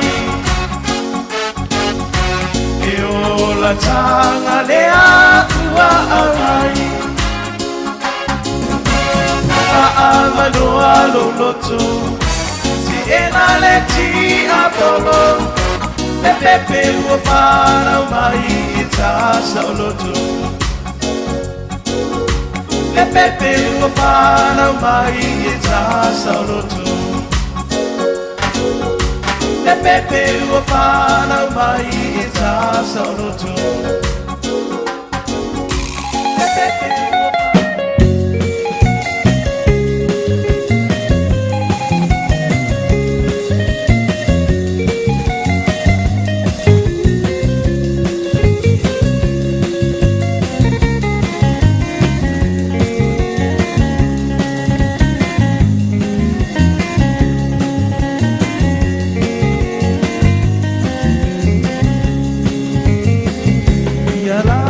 Lama, teo teo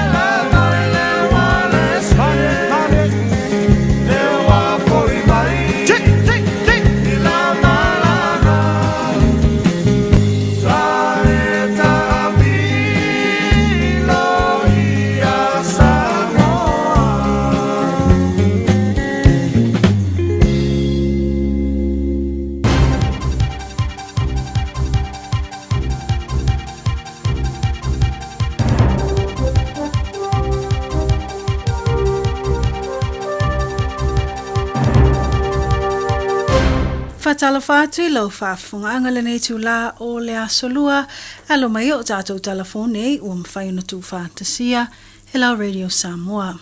Wa tawhia nei leo leo se li ito su tau sanga le matua i tua ingo le tau wha amatau e ala i le whaonga ai o se anga ese malona uai o se tangata malo le malo au tau mawhai atu leo leo pu e whaapangota i whai tu o Dunedin. Whamawine reporti ma le leiti o whaava malo o New Zealand na maua atu leo leo le nei ali i tau tau sanga i se tu atu si whai tu o King Edward Street po le itu lai se fulu le tai au le asfarelio le vai aso taluai. Ina wo o atu ni wala au le ofisa o lo ia tau mawhai ave wha amalo si penga oi o ni ta wale. I reporti na ta uai ina ua wha ailoa te malo le malo o le ata o fia wha pango ta o ia. O lea na wha alala e ailoa e lea li o se naifi tu lou a o le pa ui lalo ma tau mawhai atu loa malo le malo e sai sai ma ta fia o ia. I le tau mawhai atu o se tasi o leo leo ta au fi lalo lea li o le taimi tonu lava lea na maua ailoa le u e lea li o sia malo le malo. Na watu lea tangata leo leo le fale mai mo i loilonga. Whamawina le tele o mōlianga o lo mōli aile nei ali i tōru su tau sanga e au fiailo na ave whaasol tu la fono o se tāwale o mia ina o se a upenga malosi o lona te e ato le tā fiai o leo leo ma le whaa o manua ma le loto i ai. O le atu lai o iei luma le whaamsinonga whaitu malo i la solulu o le vai aso nei. Ua tapua le tele o whareteli malo i New Zealand, tangata e nopia i atu o la tau whale.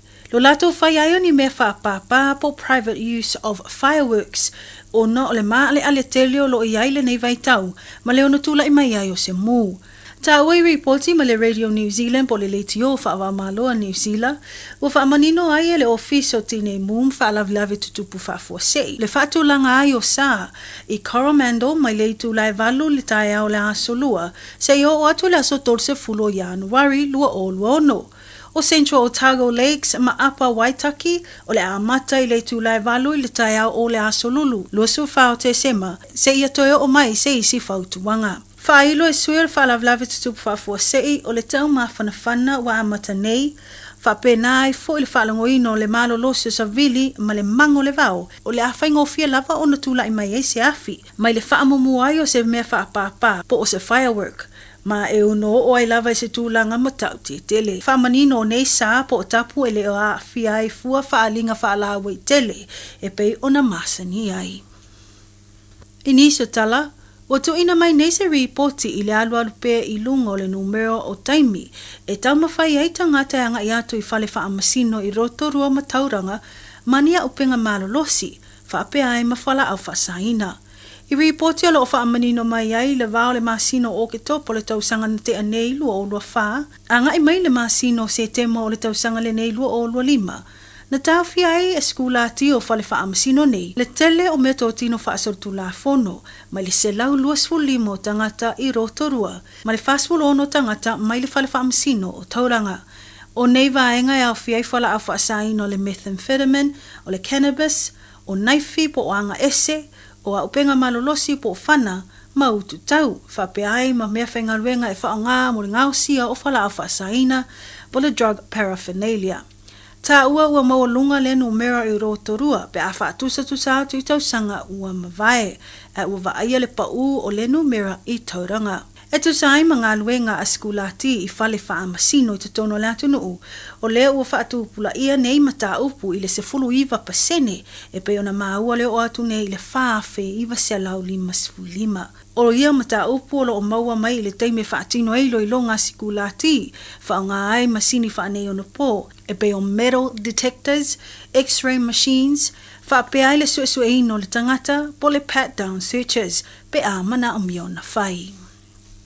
Mai tala mulimuli se ata pue mai le APC Pacific na whaailoa mai ai se tala noanga ni ali i Samoa se to'olua o nisi o ilonga i atunu i whafo malunga o penga te whailangi o le tasi o li e suafa i a Reni Maitua o se na taalo i le lakapi liki i au se talia ma o le isi ali o Ronnie Olsen o se o ilonga i lunga o penga te whailangi po le social media i ana ata pue i lona ngausi ai o mea tau mawha Samoa a o au mauai i le malo tele o Peritania. O le ata pue po le video mai le ABC Pacific na whaasoaia li i nei i lo la ua manatu o nisi e iai so o tanga papalangi a o lea o lo o iai lava la nganga fiso o tai atu i la ua pito Samoa.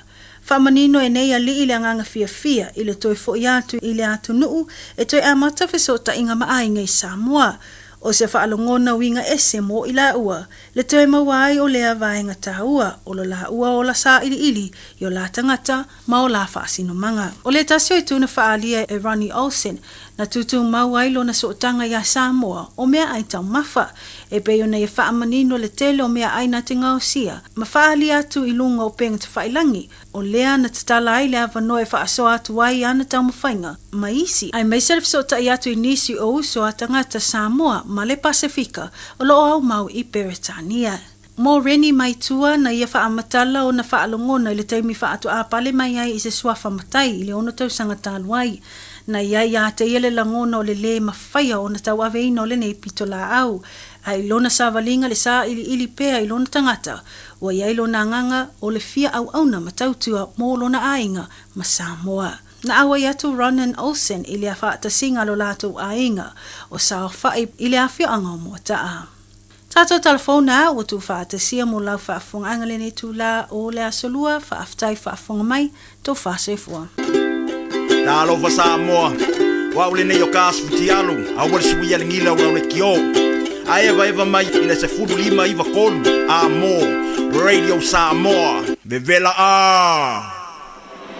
Soyana foi le wosi, se lava ua e o ti, se lemna o li sa pasui le au ngai au mai le na sala.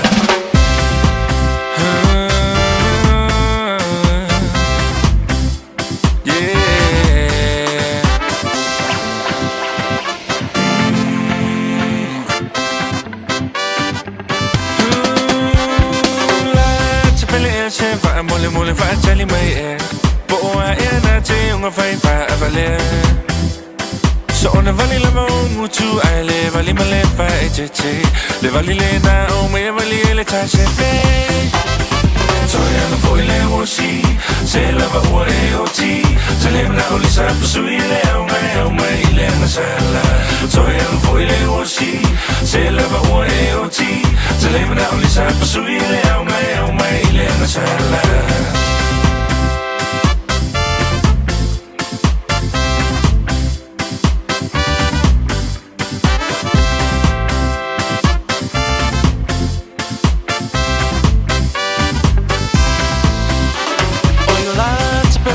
So say tafa so ina o si o nei tu si e vala au ina ua tumolo atoi nei mo si va rock and roll ai wanga lo ya o le papio Samo ai o moni o si va o le malama so oi nu ui tua ma la fanga I want my way to a safe face so far I'm telling a bear why fear si fo i lava o le cha foi le wosi se lava ua e o ti se le na o li sa pasui le au mai le na sala so foi le wosi se lava ua e o ti se le na o li sa pasui le au mai le na sala na na na na na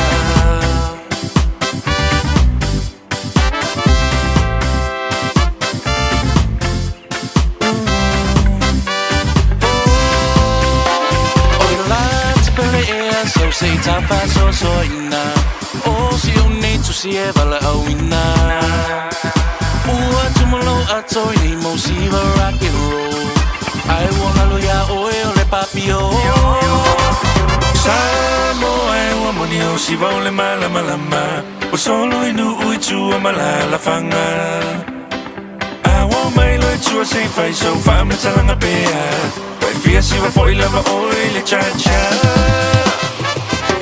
foi le wosi se lava ua e o ti se le na o li sa pasui le au mai le na sala so foi le wosi se lava ua e o ti se le na o li sa pasui le au mai le na sala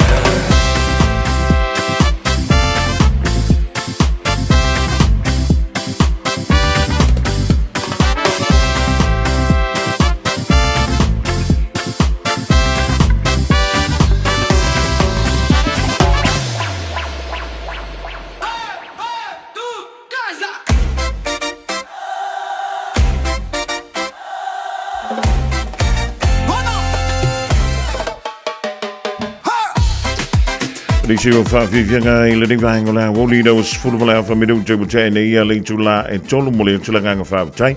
E le whionga ia leunua I li ai shahuch malawango telefon mo a tātou tala e pe o sai whawhunga tu ia I le ria woli o le aso lua. La wheo le toi au dātou tātou tala I le aso antai au teimi masani le tautua le ria le Radio Samoa tasi lima I vatolu a mo. Ja, pe ono tau stemi o sola, o stemi o la o lidei. Ja, mo wai foi le tatu filo inga male fionga ya li mayava mai na vai le suyo le tatu wala leo o lo nga lua mai tono siu tatu o tru. O le mela le fi fiela ganga fa talo fa to I lo le fionga ya li mayava ma lo nga lue. E ma lo foi le on sa inga luenga tau fa wi o le dei ya tau sanga fionga ya I male tau tuai no le tatu o tru fa talo fa le mayava ma lo nga lue ma lo foi le faiva. Sa alo whawhanga mua, mano fo I le tawata I lau tau whae tu sai o le tātou Porkalame, ia e mese fo I o le tautua I lunga Radio Samoa mo se tātou watunuku. Ia, whatalo whātu fo I le pa ia mau alunga o Samoa lo mai mo mai. Mai lava I o nao se ia pa ia o nei, ua e mai se lava ia le nofo a whawhiangainga le awas taulanga. Ia, ma whate whai taulanga e fie tono Samoa le ngata I leo atu no mau. O lo o alalam papa a iso tātou watinu, whamaro fo iso tātou watinu I New Zealand. Ia, o lo o fito I tonu ia tele o tātou whasalaunga ona, o lo o iele tātou le tio whasalalau. Ia, e me sei fo inai a inga o mai e masani ua tātou le whai kirisimasi whaatasi le nei tau sanga.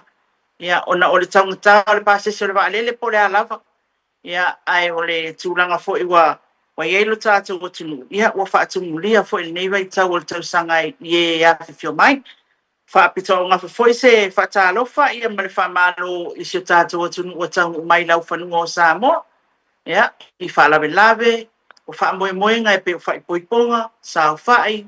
Ia, o aso whanau, ia ne ngata I lea. O le wala au pa ia le atua, matala ngā teo. Ia po le ala, wha o whalenga, o whalisa, maota o whawhiangainga.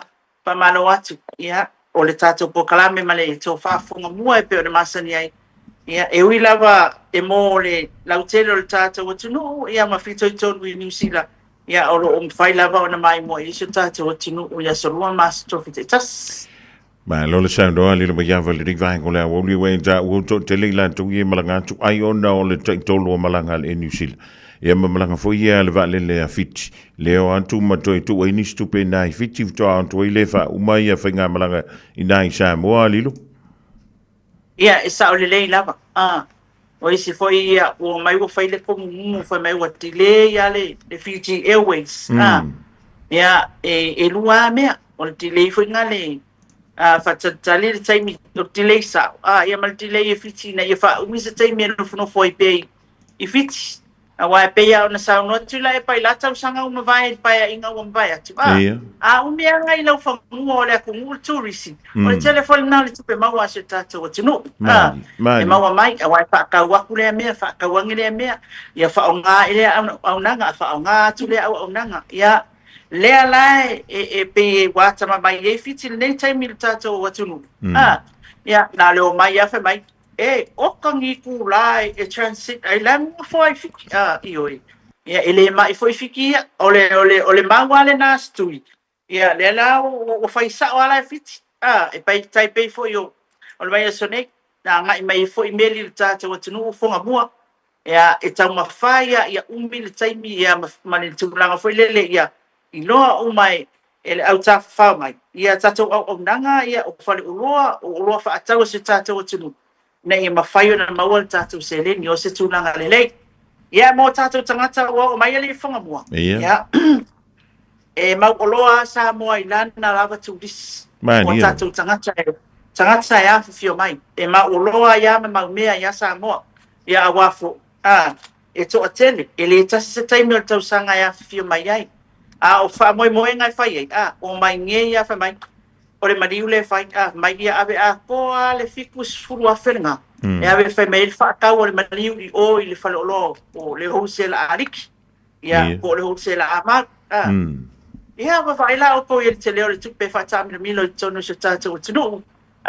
O le mea kongwalanga e ka o le mau mea o Samoa ia I ana turis. E sea, e kumu wa e o mai o tātou tangata e whai malanga mai.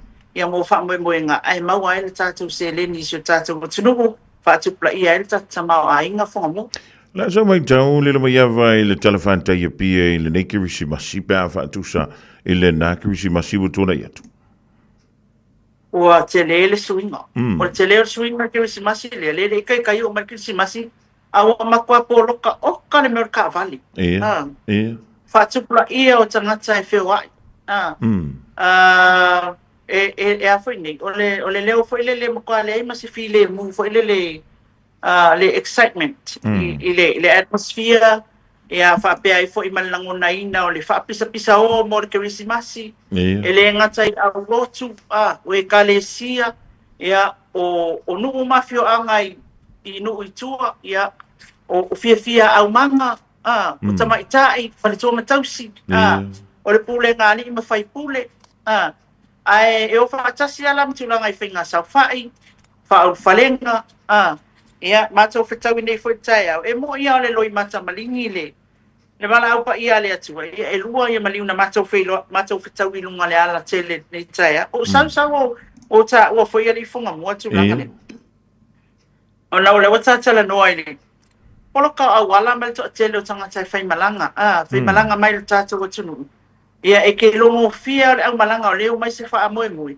e va ia ku se ho tele wa kokoso al sunungo i solo les ama vai papa ia yani mai vai papa ale fia wa is io nai tangata lewa mai fai fatau ia wai o to wai mai fa a fai ole ai ngai al sange na sa ole ai ele sa ole sa fai fa ka e sa ole mai fa foma o le whanau a le o lo tupu o le whanau ia na o mai le a whatau tuna ma pena.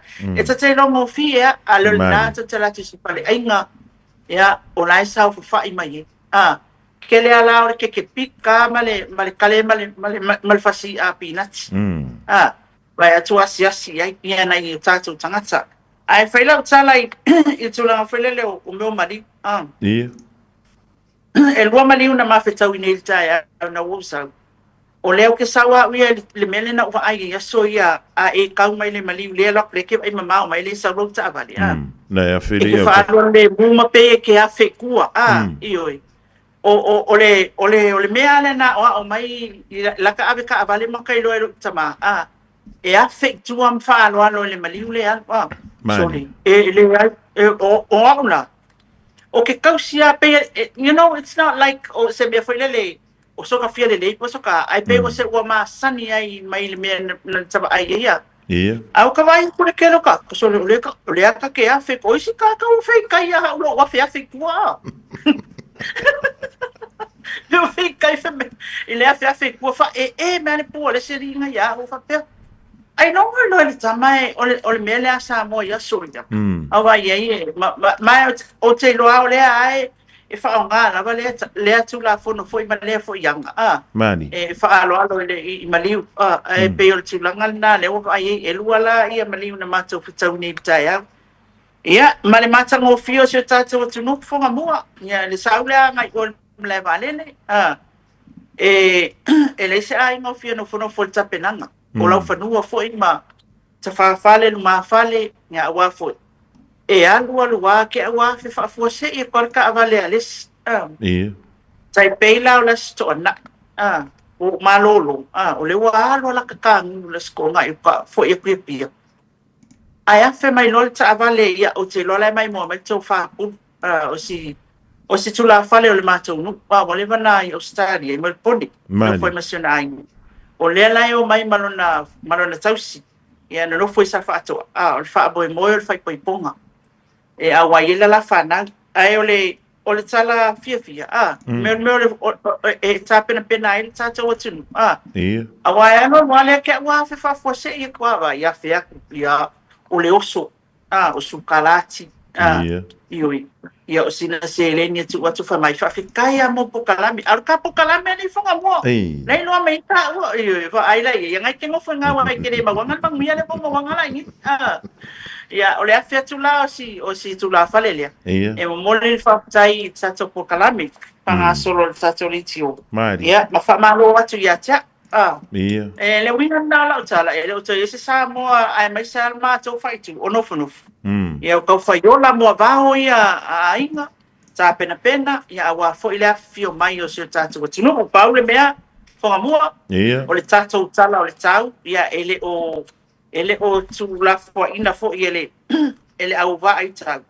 Ia. Ia le fai loa tu pea o tu langa onga o le suia inga o le tau le wa ia. Mari. Peo ti munga mamafa e ono iai longa me un fapena le failoa wa lima il taiao po le ono il taiao ia o le auli ia te el watu foi mal talo le fiafi ina ia no futa e fu e ta penanga a inga tas ia o se tala tuna ile me le wa ia tata wa tunu fonga bu le link ma lo fa tango le menta wana o to te leila to na ia fialo monta lilo mayava ia o manguia i ngā manguia fui ngā ngei ioi le ringi wha uantu ia le tele o manuia i nā ia a yeise kaim ia kārusia mai leo mākou ia kapua ia kui ngei ia kungu e mamau lelo o te loana ua tawalunga le tele o ngā ruenga i tono le tātu o taro a le o le vai aso na se invai atu nei le asfarei ia o se aso le nei fo i vai aso ai le whape tu ai ni mata au po e tula i mai tono le tātu o taro ia o mai so fira ngalo wana pa wana mata upule fie sil fie samo fe o fa yele tanto mata upule o fa nga palota mo le tu malo fa la lili tas fa mo ia o fa mani nonga o nga wenga i tanto o tunu fonga mua o tai au le fa muta uma yanga ben an malo ia fa to ia ele ia January pe ona au mai ele fionga ia ile pandemia ele sunga ya la le mani to ia le tūlanga o le aia i tātou aso malolo. Ia, ai peia ona a fia mau fo se tala i whamasinonga lea. O le wao mai minute, o ana na while na palasi mai minute ale whamasinonga. Maolunga. E tu sai fo i o tūlanga o iai mantua fo i o lena whaatali i tūlanga fo i lele ina i sa ili atu ia moni mag. E tō lua ia na tau sai. Ia, e to alua ia ni o atu ia o le ala o mua o moli mau ia to o se ungali o le o failo mai o se ungali ia moli mau ia to lua ia o talala lele e fa pe mai fa masino nga ia na minute ele i mau ala vai leo se me o ia moli mau to lua o se ungali i mai tafa i fale ari ia o le sa issue atu le tu sai le warrant of arrest. Lea sa fa pena na tu inatu. Ia sa ser mua pe sa tu inatu mua le sa mania. O lea sa inia e leo ngali i lea maola talia ma lea nganga a tua ma le fia. Ia le sa mania le nau o te leo. Aina le tu la ila ua whamasinonga le taimi na wha atonu inai. Ia e peo na wha ilo atu tu sa mania. Ia o le isi tu langa o lo wha pea mai ia le whamasinonga. O le tusi sai ua lima aso talu ona tu inatu. Le warrant of arrest. Ina ia whapena ona sai mai eile ungali ilea ma mai tula i lunga whamasinonga. Peitai, e fōringa mai, wala lafi le ungali. O se tūlanga, whamasinonga, o se tūlanga le manuia. O lo o atu nganu whamasinonga i lo la saonga le mu.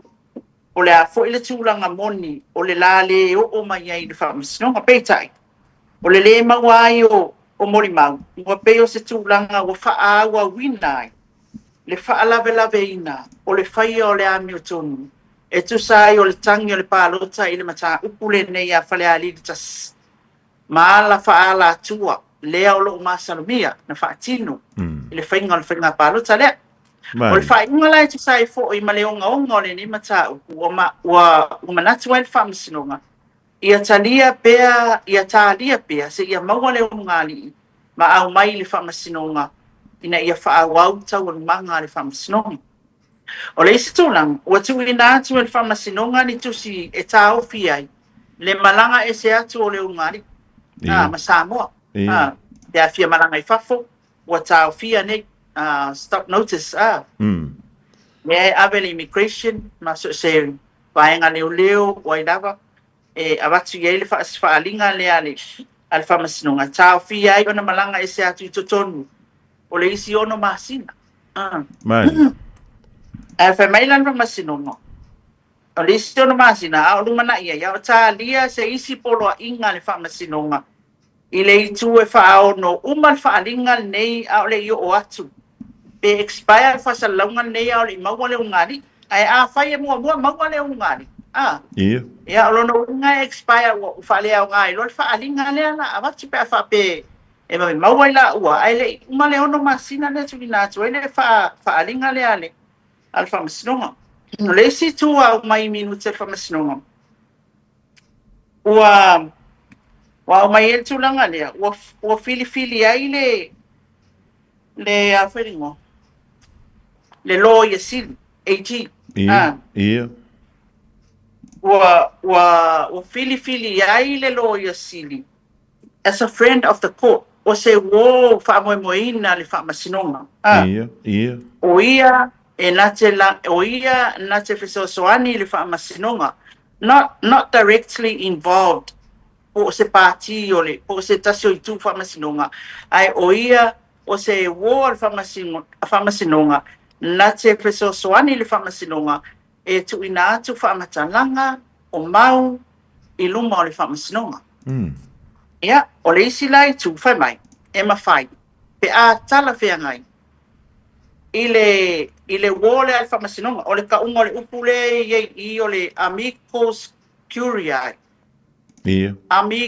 amicus curiae o la nga pronunciation o le a friend of the court someone who will assist the court appropriate e mawhai foi pe a tala whea ngai o na ia whaia submissions le AG o to finga le o whaia i le AG o ia foi o le aia fa pena ona vava aia le ngā luenga leo i le mawhai ona mau o leo ngali i le le managing the police effort to locate and bring before the court a couple i le ngā luenga leo lo whai o sa ilia lo ngali lea la vava aia le le AG ia ma pulea tu fo i le AG ia tulanga le alfa ngal wenga leo ia ole au mai lo ngali i leo ta o tanga tolua ia ponisi foi moni mang o leo wa sa mania ina ia mafai ona tse swani il famasinonga ile tulanga il mta o leo o tu wa inga o lo masala mia foi nga fa ala tu ale ta wa ise tu petele lea sela wa fetala fa tino ai mania ngale ole a fa penafo na advice le AG le whamasinonga. Pe a maua moni mau, ina ia fua iai. E tai me tonu mua e tō laulau e loni tā upulea. Mari. Ia, ai mai se foi la. O le sila tala le whamasinonga. A whai e iai se mafua anga tatau. Wa lai ona le tu la il le ngali ile le whamasinonga. Ia o lono winga la o le amolia i le contempt of court. Ia o le solia o le polo inga le whamasinonga e whaapena foi la mai whamasinonga e whaapena foi la so o sesi po o ai lava o lai whaalafia o lai whesoasoani o lai whautuaina pe o tau mawhai e tā ofi le ngali i mai le tuina atu la mau le whamasinonga e mo lia foi oe i le contempt of court e wa pe makamoli e mo lia foi oe i le solia o le polo inga le whamasinonga ia a whai o le tūlanga lea o le ai ia e a afia o le a afia oe o le a afia e tuina atu mo su enga ma whaasalanga tala whea ngai a whai e whaamaunia e ono whaasalaina ni sala tupe pe whaafale pui na fo pe a whaamaunia whamairo lai ana le whamasinonga tu saela ma tu la fono parota o to e tolo po ai le whamasinonga mawalunga tawalumang se ia au mai moli mau le whamasinonga e to lau le whaatulanga ngal mta upule nek tu sa le whaakulanga le whamasinonga ia le whai mai e koe po lau la ia le pe koe mention mo le whaatulanga ngal whamasinonga i le asa se funu iwa Januari wafelu ono to some folk unless se ivanga nai ua vave maua le ungali ma vave arrest ia ona ia ilo leo lisi tūlanga e pe iona whata o tungai whamasinonga e pule mai la fa masino po la tulanga e fa ye pe fa pe va ve mau mai ia ona ye lo le fo fa nga fa masino ngai fa e fa ye ai fa ye o kwai ia January matanga January o la sa skulu ifa lea ele i maua e koe mention na le mata au pule matoi au mai e foi la se isitala fa masino o le ala tūlanga o le ai ali whangapo. O me nute na alfa masironga le na au mai anafi. O le manino le tātou watunuhu, ai mai se le tāua, o i la tau la ia tāua. O mori mau e tau lua, o i la tau o lo tau mawhai whaalafi le ungani, pia whai o iai. O i la tau o lo whala leveina, o i la tau o lo tau fia, o i la tau o lo fisosoani. O leo whai mai whamasinonga, e mo nia uma i la tau. I le solia o le polo inga le whamasinonga, contempt of court. Ia, o mua. O le talang nā whamasinonga. Tau tia voi le tui ngā me whape. O te le lope i sisi whamasinonga na māua i ni me whape, a li le mai awa i lau o langa tu stala i tono le tātou. Tano fwoi le o le pāli lo loangi mori mau. Wow. Ia, o le tūlanga nā le wai ai, e fōu fo ia mea o tu amesai ke se sol pālota. Ai wa fou foi le tilo le tulanga I whaatulanga ngal whamasinonga o le tiolinga ia po le tulanga o le whaatautainga o le mata upule nei leo o mori mau au mai si whamakalanga whamasinonga e ole su leo wa wakwai leo o kwai mai temilea issue le warrant of arrest lea wakwai issue wakwai le yo wakwai le lopo lea kasi almakel whamasinonga le peo na yetu ina mai ai le tala lea o lo no winga e wha no yetu langa lea o wha lafi o le fisosoani o le fautuaina ia maritau fia o le ungani awane i o atu le whamasinonga le lau tu mai e loa tala ia le whamasinonga e le ngaka e mōlia mo li mau e tōlua e mōlia foi oi pe a whai o lea te fisosoani ia awai e ono mōlia e contempt of court ma le mōlia I le tūlanga foi lele ua whaalablaveina le whaia o le mea mi o tonu. Olono winga la. Olono winga e whoringa mai lilo mai awa e le vanvealu e se le tātou matau pula. E wa o le sile a matau. Wa, o le karikari e le unga fwoi le leo o tātou whamasironga I o whainga pālota. Ai mai si aini whainga pālota laiti. Ia e pe o nei eilu tātianga o le mai ai o le tātou whainga pālota whaatoptopele na whaia alilu. Ia, o tūlanga na o le tāpu ne o tālia I le mantua. Tālia pe toi whaia le pa election pele ai. Mari. Tu sai tūlanga lea. O le tasi o lewa o le tumalo le e whaatari pe o le ali tūlanga iai. O le tālia ai. O le mai umai o keise solparota. E se activates le 10%. Ma le wawa iaku o tere I maua se tala e pe o tala o te vai e tuairu. Ai se fasiri tai pe mo ele o talia le mai kala ise wa nga le o kalia le fina nga le na wa tole chapipi e se ili mai pola le tulanga na yele mta pole ai ile tulanga pe na eta wa le fonga mo io e sa o le fa tali I mea umana ina ia folaua I loa ile le tulanga le le tato finga malu o mai e ke se so palota e wai e toi fo ia e le oto o mautino ai toi fo ia sa fatatasi e faila na fainga palo tala titi o mautino fo e le toi me faina palo tai ai la ua o lea ua a fa pena na tau salaina mani ma fa ma unia la solitu la fun e tu sai o fainga fa ala tu na faia I tai me palo ta e le toi me faina toi a wai palo tai I le o tu sai ma tu la fun o fainga palo ta o lea il palo tala titi ali tumano o le tulanga sa o lana e te whitalai mai ai. O lea wha tali ei e tatou I le atu tulanga le ale mai atu e umia se kaimi e whai ia tausia e o atu le ua maua se tala le lei I le tōrua lea e le o atu lawa le whamasino. Malo wamtai ia lilo se pe o whalonga li meri e sau iata tifanga voilet. A vea io se kanga ka voile le pe o si finga ora. A le la istanga ta voile le pe mori maua. Ia e kuli me si fiang kama voi e su e po fermela ye mori ma. A la e ka pui ia le FBI po le ala. Ia e pe ka va pe nga mai le skaidior ka ko maka upule le mai. Ila ta mai tau te voile. E ser ko nga me le wei wo fiu. E ve lo na panga kas. Anga wo sa we lua a o le ngari. Sole. A o fela o yele fa nga wole ngari pe fa pe la o le na li lo mo ya ka fe po fe se o nga la langi o ye. Ia o le situlanga fonga mo. O me fa pe asa ile te fa msinonga ia ni moli mau. E poto lo le tu malo po le nu. Ia. Le watu le swafo le nu. Ta fa fa le ali. Ia. Wata masani me fa pe. Awa ka o kuloa e matonu.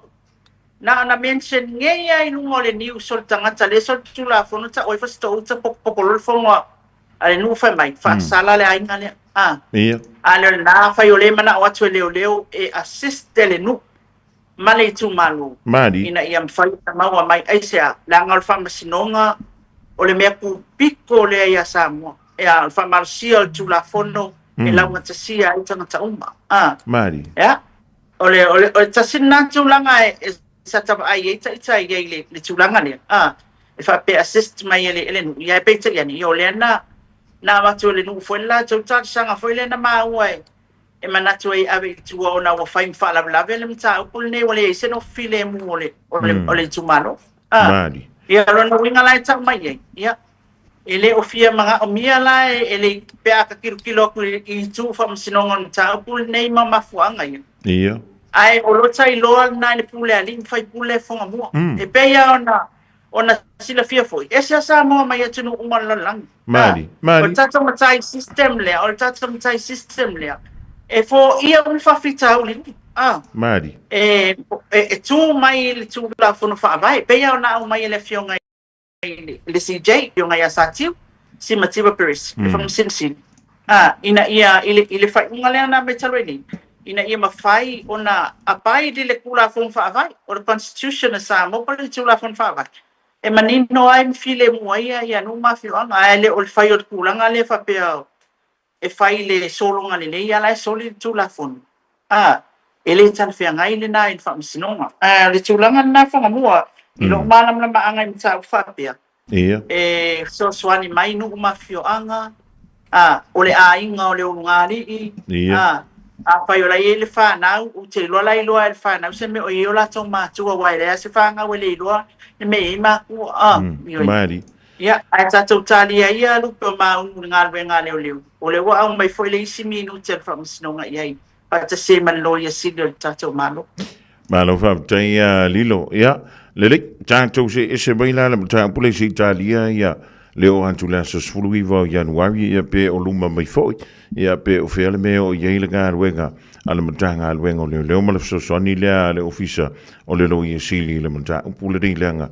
E o tauna fai e se fai unga o no le fianga i luma tanto e le o fia tu sa meme i ona o lea e le o ye se le o le foi a mine le o maua se unga mau tutu i ala mata upune mo le tu malo fa palo to fale ali tasi am tanto ye pe le tu langa o nga luenga le malo le mai o le press secretary le malo le wa mai to want to i fa mtalanga le tu ina mai pe ima na wa fa malo lo mo sin taimia e o la el susu enga le fanga so lo li mai ia o le susu enga o le tulanga foi le pe o le tulanga tupu na la yona mafua ona sesele fa salalaunga na fai mantua o le fa salalaunga na Samoa mai le official so ia o le tulanga foi le o Sofia se tasi o forma ali forma Mari.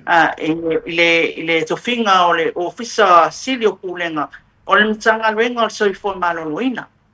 Pe full minute e toi au mai lo le isi fa asisila. Mai la le ofisa so upon malo. E fa pe mai. Ya ele o le o filfilia le fa to ese pa malo lo mai. Ale wo ele filfilinga ka penetel tama tai. Le o filfilia mo le ofisa silio kulenga tune scandal. Ia, o le tulanga lane na, o le e awhi nei. Au mai e roa la le tulanga le o wha malolo le tu mau. E sui so upo o le ofisa o le malu. Sui so upo le malu. Se i whaina so suenga le PSC.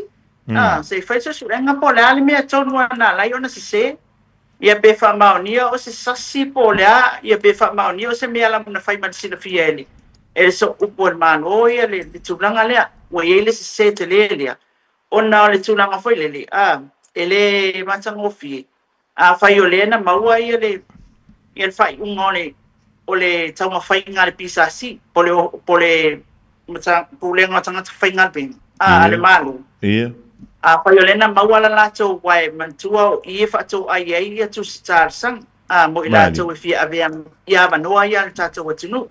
Ia ona watu la ia dea, ia whai lato lisi o i lato tilo e te lele anga waa e uno whaatatala noa ai, ma ono mau ai se sui. Ia umalainga shortlist, ia ngā kolo leo le interview, le interview la lena. Ia e umalo le interview, ia whai lo le whai unga le panel le nga sit le interview. Ma tangata lena tai ulu le laulau. O ia nana te whaia mai le recommendation e awe le pisasi i le tangata le wala tau whiwhiria. Ia ona ta ango whilola le pisasi au mai la tau whautuanga i le kapeneta. Mantua e whai no se i le kapeneta i whiwhiringa ia tatou manoa me se ofisili o pulenga. Ia o inala a whape au mai ngā sili mai o ia lau kamale ke mga kulai sili e se tangata lai sili mai o ai mai i ese tangata le tasi e kapeneta mana tau whiwhiria. Ia o whai unga lai te o le whai unga le kapeneta e whai no se le kapeneta. E pe o le tūlanga le lei e lo manatu, lo wa manatu mala o titilo e. O i le wawawa ai mai ele atunu. Wa saule notice mo ese tangata te saule notice longa lue ese tangata wawawa ai mai ele atunu.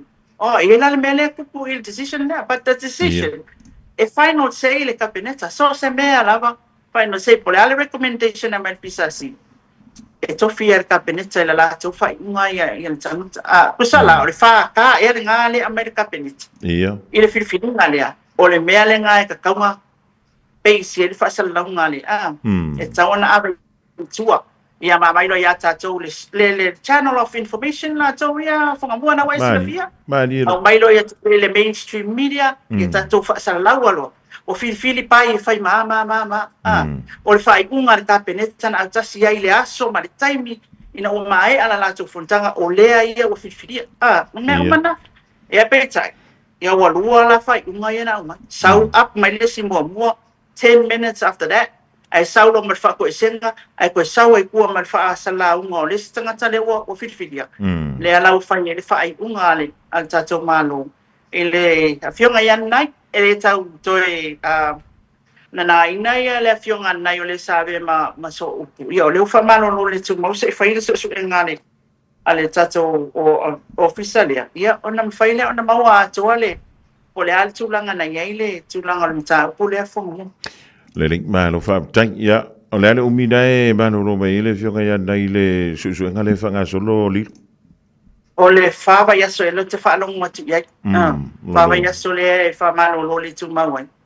Ia se ia whaile tūlanga lea. O le tāua lea li whonga mua. O lea e awane i misleading al tātou atinu i se mea. Te whapea se si polale mewa ina tātou mano. Mangkua. O lea ina tātou mano i whamatalang se whamatala ina i mano lo whasalau i si media.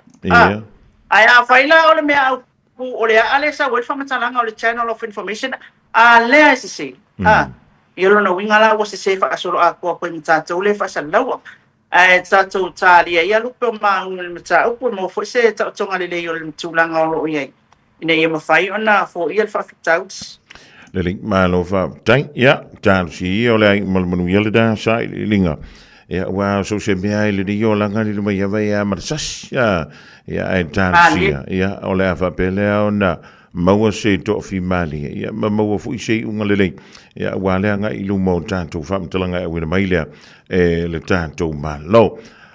O ani si vanga tā ua lilo mai awa tailo iei pe o le altulanga o tātia mai ai ia tātou whala au wha saina ai wa tau wha i titi o le wakare ki si masi pe a? Ia, o le tūlanga o le e virviri atu i le whionga pomsina. Wai pe o le na tūla i la sumafua nisi o i la tū to avalu ia na whaatūlanga i la sumafua ia la tū mta o i la tū na ia o lea ia whainei. O lo mōli a mai fo i la au whasaina ma fuala au whasaina. Tono se tātua tunu. O lo whaatino anga luenga leo leo. Na i taimi nei ia mai ne o tue malo lo fo. Pe ia o na sau noa ia le whionga afmasang. Samuel le a tau al tau a afnasanga Samuel tato te la lango pe la fa mtalanga mulmuli na le fionga afnisang Ia. ele o malolo leo mai le ko malolo a leo lona winga o lai ona la le fatinonga la tonga venga le taimini ele tulanga foi le e mana mia foi leo tato so swat ya e se la vai tulanga tin fa penei lona lua ya i foi o tato te manatu foi o malolo nga venga le Christmas ai pe o ia fa ke kele ele manga ele o li ia foi ele meria io o tai mi tonu le nei ia o le la iona e fatino inga venga le marato le manolo ina ia mafaya ona maua ia tina le nei foi fa fitau ni mai tato tunu ai no wala ngona li fonga mua e taona tupula mai foi le pule nga li fai pule mali so se no maso se fio anga lava e tau ona poto le taimile nei mafatu blanga matilo poi ai awai ele ai se me lilo mali se fai mai mai mo kera no kwanga me se sena ta na fai nei ale na fai nei ale ole tulanga nai le na fai nei ale tulanga le fonga mua ila alfa saina mfala alfa saina mali moria tangata le fionga ya alwa kuyalea la kuilale so ele ya kole aso so male no aso ai ngai ole ai o le ki ole ai e tau lona ele tulanga foi le awane no fo na awa so ani na tato malo mal tato official le o tula ilo al pule ngali fai pule sa ili uma tangata ne ya ingalea e fai no fia fo ona nga ia tu ya malo awa fai ona yese ngal wenga fai mua atato na ilo nei mia o kule le fa mai o kangaka leva o kopse fulka usanga ngo foi aingle i wa me fa kweli fa ngole ele se quando se fulta usanga no foi ipe va me fa no tanga tale wata o te leo pe lo fa leva o si la fia le fa mai mo ke le lo anga ainga e fo mai ngeia nge mai ola ainga nga sea ele se lo ko yai ele fa ngu me umana tu sala wa ele fe so ani il fatinonga ngal menga liu ia o isi foi ala na fa pena ona pui nga foi lele ai manino ma atoto ai lava ia la fatino Emmanuel malo ina ma fai na mantia ia ai nga tas e mai se foi no ma fio nga ia fo fa fita lo tato fia nga nei fo mo Polinga mai li lo ele se fa iti ali na le fa de tele ina o le fa mai le pe o le pepesi tono le tu wale fa tot pe ko valuela uringa kukula ye se sol ni ve so lu mo fa si no ngai mata upula vale ya e vai la ele fa ngofi awa a mawa mai leo na mai lo la ye ti lo po a me na mawa mai o ye se o ye se fala fa sai o ye se upenga ia na fa ia lo le mo riang mani ia mautinoa ai uma me nga maua kaka ko avalu nei fai morianga ia lava le mau ia lava titile me ia na fatua fai le morianga ta avenga foi lai i o le famasino ia o le tulanga na le lo ia sai tele nga wenga tele le cost til tatu watinu ia ai sa oi ele la kiki wale o toe la titi ma me pe ona ta wale fionga le lipani mia ia mole sanga le mu nai malo tulanga na le lo fatino ina ia mafai ona matia fo la tau soi fo fatino na venga ai mai sei foi la ina ia sila fia le tatu watu o tulanga mtatia le wai ia ele o toi aloi foi le ia o te sei le mai ina ia fo ia tatu fa fitau ale roots posa o me pe ona tata no ai fai o poras ia mautinoa e faa o penga ina tato i poras mani pa te tai mua o ia se kapo scanna i pe tato waf o ia tato masini ia o ia se tai fau songi ia tu sape ele titi i lo tato numa ia pe maleo tilo le tunanga le mani fai manu uma me nai i poras uma tato tunu ai sala la tato fale mai ele tato le tulanga le fala alfa sain o fe kala sa go sa mo ai Mani. Al melenga ye sa le fefe ye wa vai le ali nga mo mai lo vai ane alfa funga mai sam. Ilona la in sa mai ya ol tulangal na le wa le fefe. Mani. Ya ai olo fatino ele ol peya na yele le saunanga mulmulil na le ata. Ola fatino ngal benga le taimil nei funga mo. Le link malo faptaia malo fo Israelia lilo mayava ya. Ni te wei nisi vai ngata wei te fia sao no ya ye link tau lunga ina le tato polkalam ila so. Ya mau te ilo fo yola vanoa ta hualea e moli eia whamrianga fo Christmas. Ya ai tato tolo po antu le rawa ya so asau lo na so lupa a tato woli ele lo fo le tu.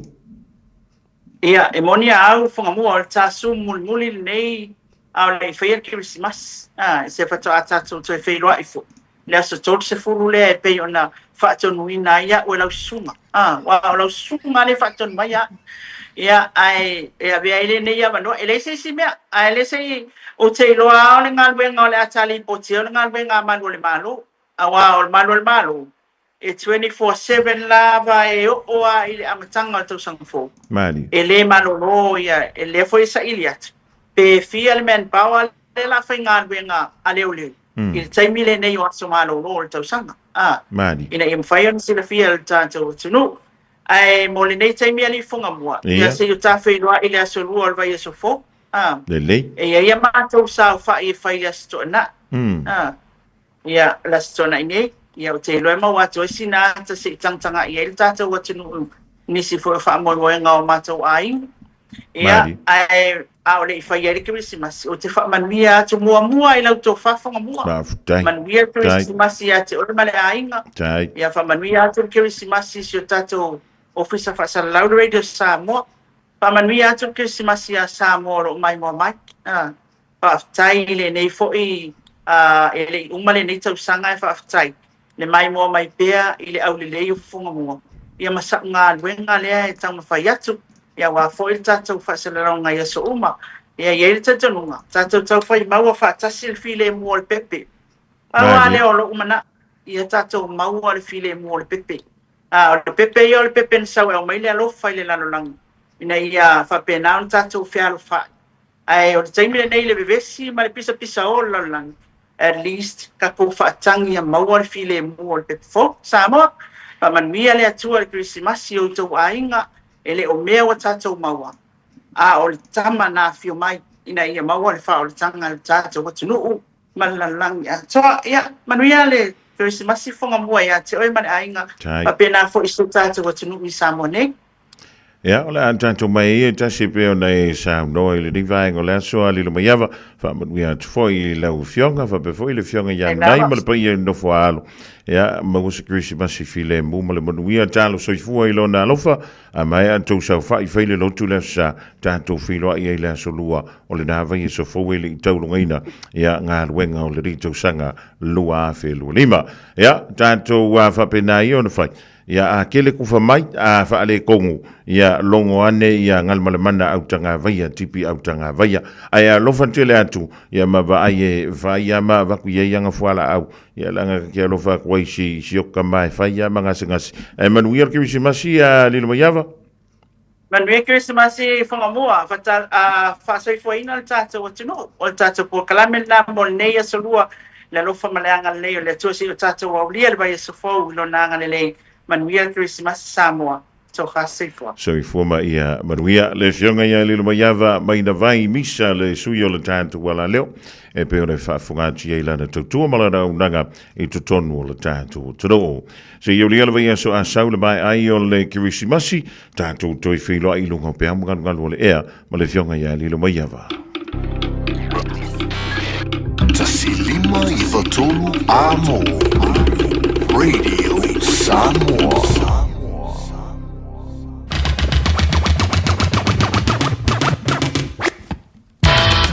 Mole antelanga fa taimo le tatu mafutanga i le ria so lua le asa ngana wale tau tamali i le tatu mafutanga ia matua atu te oimalo titi faitama taite atu le tuolo so ifuma le bantu wola i le toi aso ai le iau lia le Christmasi le aso a tai au sao ni mai le fionga ia le atu sa vea ma le porka la me le nganga i fo faiva i le rei fiafi tala mai tuno o le Pasifika ma le langi i le tulai fa so pida mai elfa le tua ia Miriam ala la toa pomara mana tua fuala au filo i te hau soifua. Male penisula mai molino le tai tu pito ia pia si o utaulanga manaya e fe pula mai le sau o ata uma o fetu o le lani e sulungi ia umasia uhani a o masa vali vali le masina se Yesu solo ia samo alo uatulu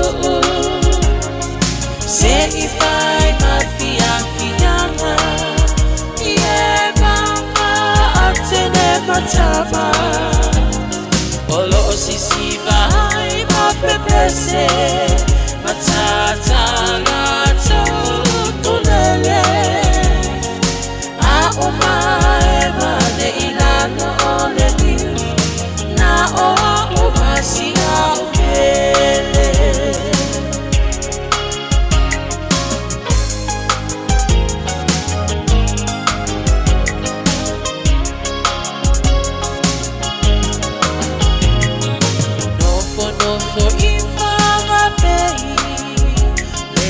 Taulanga o sabone ai mana tua pea o polu ole ngole o su o moto ele mafai hanga o nangalo le tape mali o vai singano lo no ai tine matama yung alona awala lau papa le pasina se Yesu solo ia samo alo uatu